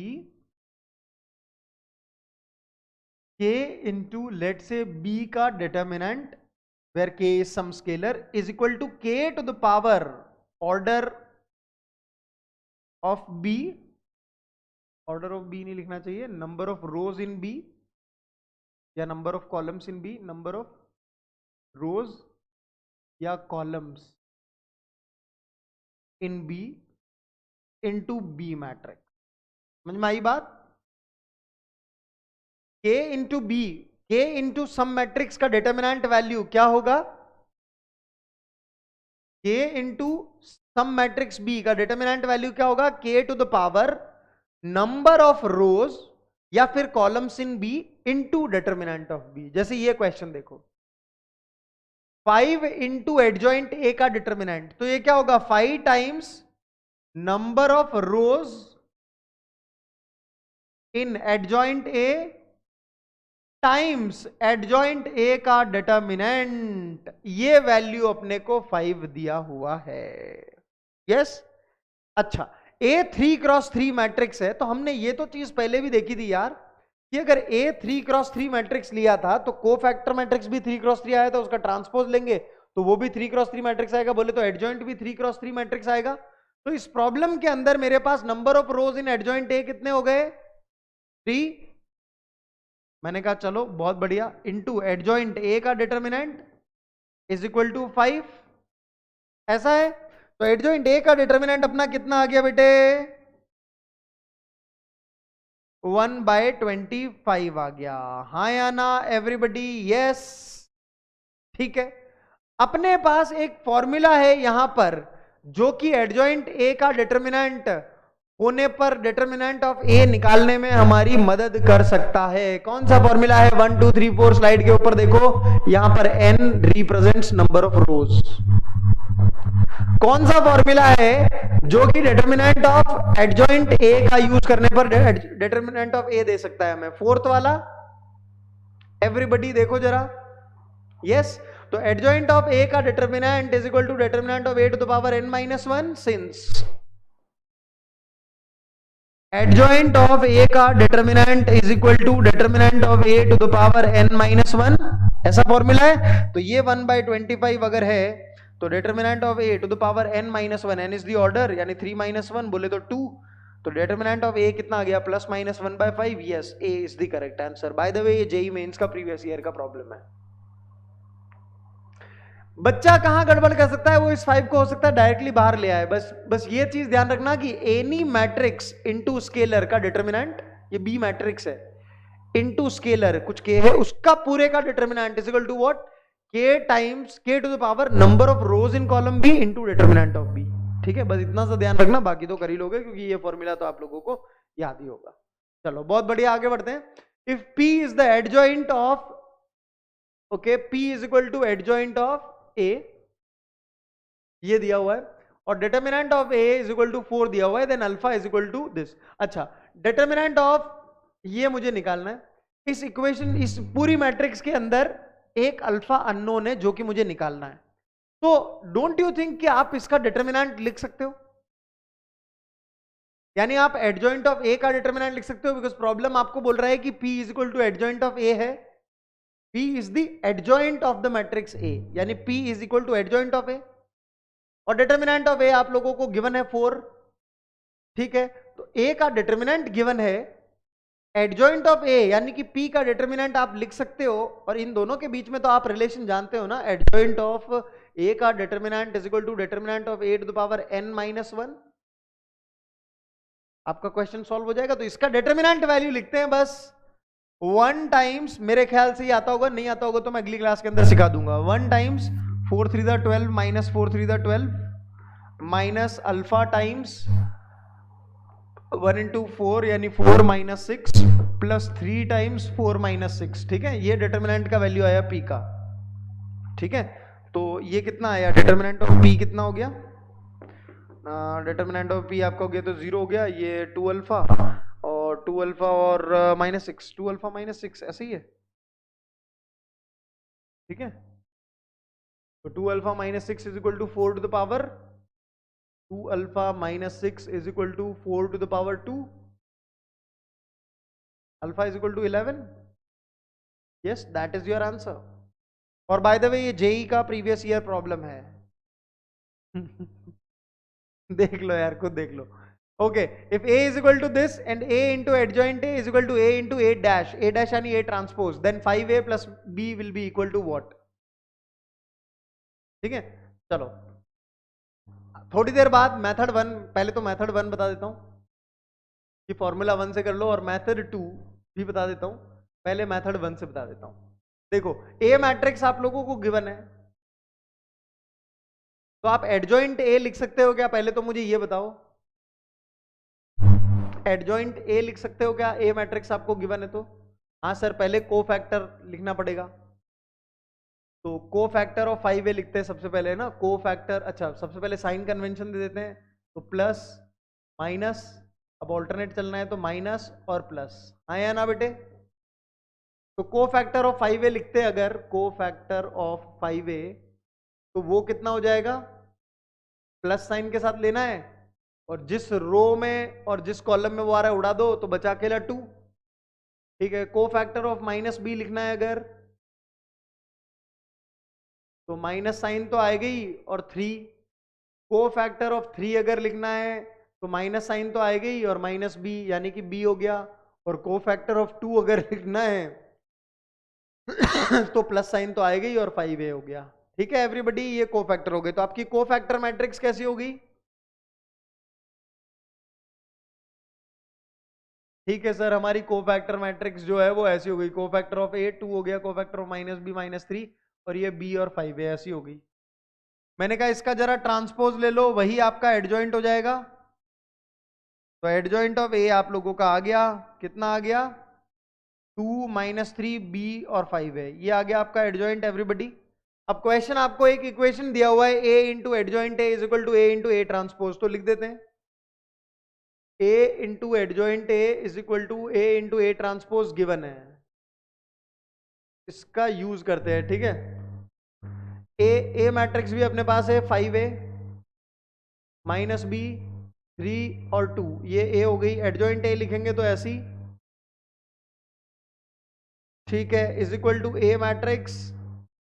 अच्छा ये मत करना कि a से a को काट दो, ऐसा कट नहीं कर सकते। ठीक है, कि सर a आया a से a को काट दिया, नहीं नहीं नहीं नहीं नहीं, वो मत करना, वो कर दिया तो फिर क्या ही बचा, पाप हो जाएगा।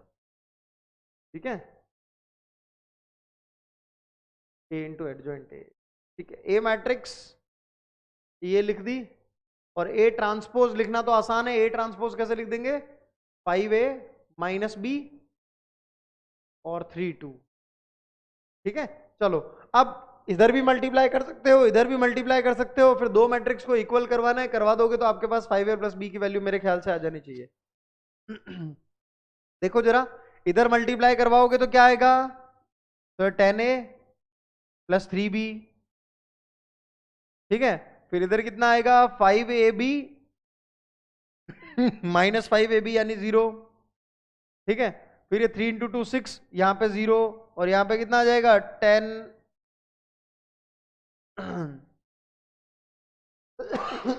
3b प्लस, हाँ 10a प्लस 3b यहां पे भी आ जाएगा। ठीक है,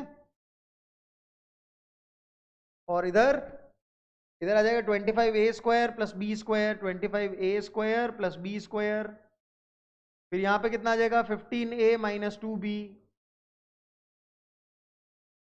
है ना? मल्टीप्लाई करो जरा, 15a माइनस 2b। ठीक है, यहाँ पे भी आ जाएगा 15a माइनस 2b, और यहाँ पे भी आ जाएगा 9 प्लस 4 13। अब इन इक्वेशंस को सॉल्व करके दो मैट्रिसेस इक्वल है तो कॉरेस्पॉन्डिंग टर्म्स इक्वल होंगे, ए और बी आ जाएंगे। अगर ए और बी आ गए तो 5a प्लस बी आ जाएगा। देखो जरा, क्वेश्चन सॉल्व हो जाएगा। यस एवरीबडी, सही बात है। किसी को कोई तकलीफ है किसी भी प्रकार की तो मुझे बताना यार बेटे। क्लियर है? एक तो ये मेथड, और आगे मैं एक चीज और बताऊंगा कि a into adjoint A is equal to, एक फॉर्मूला होता है a इंटू एडजॉइंट ए, एक फॉर्मूला होता है, बहुत सारे बच्चे भी जानते होंगे, determinant of a into identity matrix. तो वो करके भी कर सकते थे, use this to solve. Left hand side में आप लिख देते डायरेक्टली, तो आपको इतना करने की जरूरत ही नहीं पड़ती, एडजॉइंट ए वगैरह निकालने की जरूरत ही नहीं पड़ती, क्योंकि a इंटू एडजॉइंट ए का फॉर्मूला ये होता है। तो आप सीधे लेफ्ट हैंड साइड में केवल इसी को लिख सकते थे। ठीक है, तो ऐसे भी कर सकते थे। चलो आगे बढ़ते हैं, ये वाला क्वेश्चन होमवर्क करते हैं। ठीक है, आई थिंक टाइम कितना हुआ देख लेता हूँ। Okay, almost time is up. तो एक काम करते हैं, इसको होमवर्क करते हैं, वैसे भी अपने पास 3 लेक्चर हैं, तो ये अपन देख लेंगे अगली क्लास के अंदर। ठीक है, होमवर्क इनवर्स बचा हुआ है अपना, इनवर्स से अपन अगली क्लास के अंदर शुरुआत करेंगे। तो आप तब तक मीनवाइल जो है वो ये क्वेश्चंस सारे के सारे अटेम्प्ट करके आना, ताकि आप लोगों को अच्छे अच्छे क्वेश्चंस प्रैक्टिस करने को मिले। केवल इनवर्स बचा हुआ है अपना, और कुछ भी नहीं बचा हुआ अपना मैट्रिक्स पूरे के पूरे चैप्टर के अंदर। ठीक है, तो इनवर्स मैं आपको अगली क्लास के अंदर करवा दूंगा, उसमें भी कुछ खास आप लोगों का जो है वो बचता नहीं है। ठीक है, तो अगली क्लास में हम इनवर्स ले लेंगे पहले, फिर डिटर्मिनेंट्स ले लेंगे, और चैप्टर हमारा ये मैट्रिसेस तो कंप्लीट हो जाएगा, और डिटर्मिनेंट्स भी मुझे लगता है होपफुली हम अगली क्लास के अंदर कंप्लीट कर ही लेंगे। फिर MIP करेंगे, मोस्ट इंपॉर्टेंट प्रॉब्लम्स। ठीक है, चलिए, तो आई होप कि आप लोगों को जितना भी मैंने चैप्टर आज पढ़ाया है आप लोगों को समझ में आया होगा, है ना? तो बस मचाते रहिए, है ना, क्योंकि ये एग्जामिनेशन इजी है अगर आप कुछ चीजों का ख्याल रखें तो। जैसा कि मैंने आप लोगों से पहले भी कहा कि अगर आप सारी की सारी चीजें फॉलो कर रहे हैं, जो भी हम आप लोगों को करवा रहे हैं, थ्रू डीपीपीज, थ्रू लेक्चर्स, तो बस आप कर डालिए, है ना, बस आप कर डालिए। जो ये सारी की सारी चीजें करके जाएगा उसको मैं गारंटी दे सकता हूं कि 99 परसेंटाइल से ऊपर तो वो स्कोर कर ही सकता है, कर ही सकता है। क्योंकि मुझे याद है कि मैंने जितने भी वैरायटी ऑफ क्वेश्चंस आपको दिए हैं तो होलिस्टिकली आप लोगों को कुछ और करने की जरूरत नहीं है। 2019, 2020 और 2021 के भी मैंने सारे प्रॉब्लम्स आप लोगों को जेई मेंस में आए हुए क्लब कर दिए हैं। इनफैक्ट 2002 से लेकर के सारे प्रॉब्लम्स मैंने आप लोगों के लिए कहीं ना कहीं किसी ना किसी फॉर्म में कवर करवा दिए हैं, या तो लेक्चर्स में या डीपीपीज में या टेस्ट के अंदर। समझ में आ रही है बात? तो इतना कुछ अगर आप करके जा रहे हो तो नंबर आने ही हैं। तो बी कॉन्फिडेंट। अगर कोई चीज आपसे पहली बारी में नहीं होती तो कोई बात नहीं, फिर आप थोड़ी देर के लिए वीडियो को पॉज कर दो, देख लिया सॉल्यूशन और फिर खुद से कर लो, ऐसा कर लो, कम से कम सीखने को ही मिल जाएगा, है ना। सो डू लाइक दिस, बाकी सब कुछ बढ़िया होगा। आज का सेशन यही एंड करते हैं बेटा, मिलते हैं नेक्स्ट सेशन के अंदर। Keep learning, keep shining, keep rocking, keep enjoying, let's make most out of this guys. Thank you so much, bye bye, take care.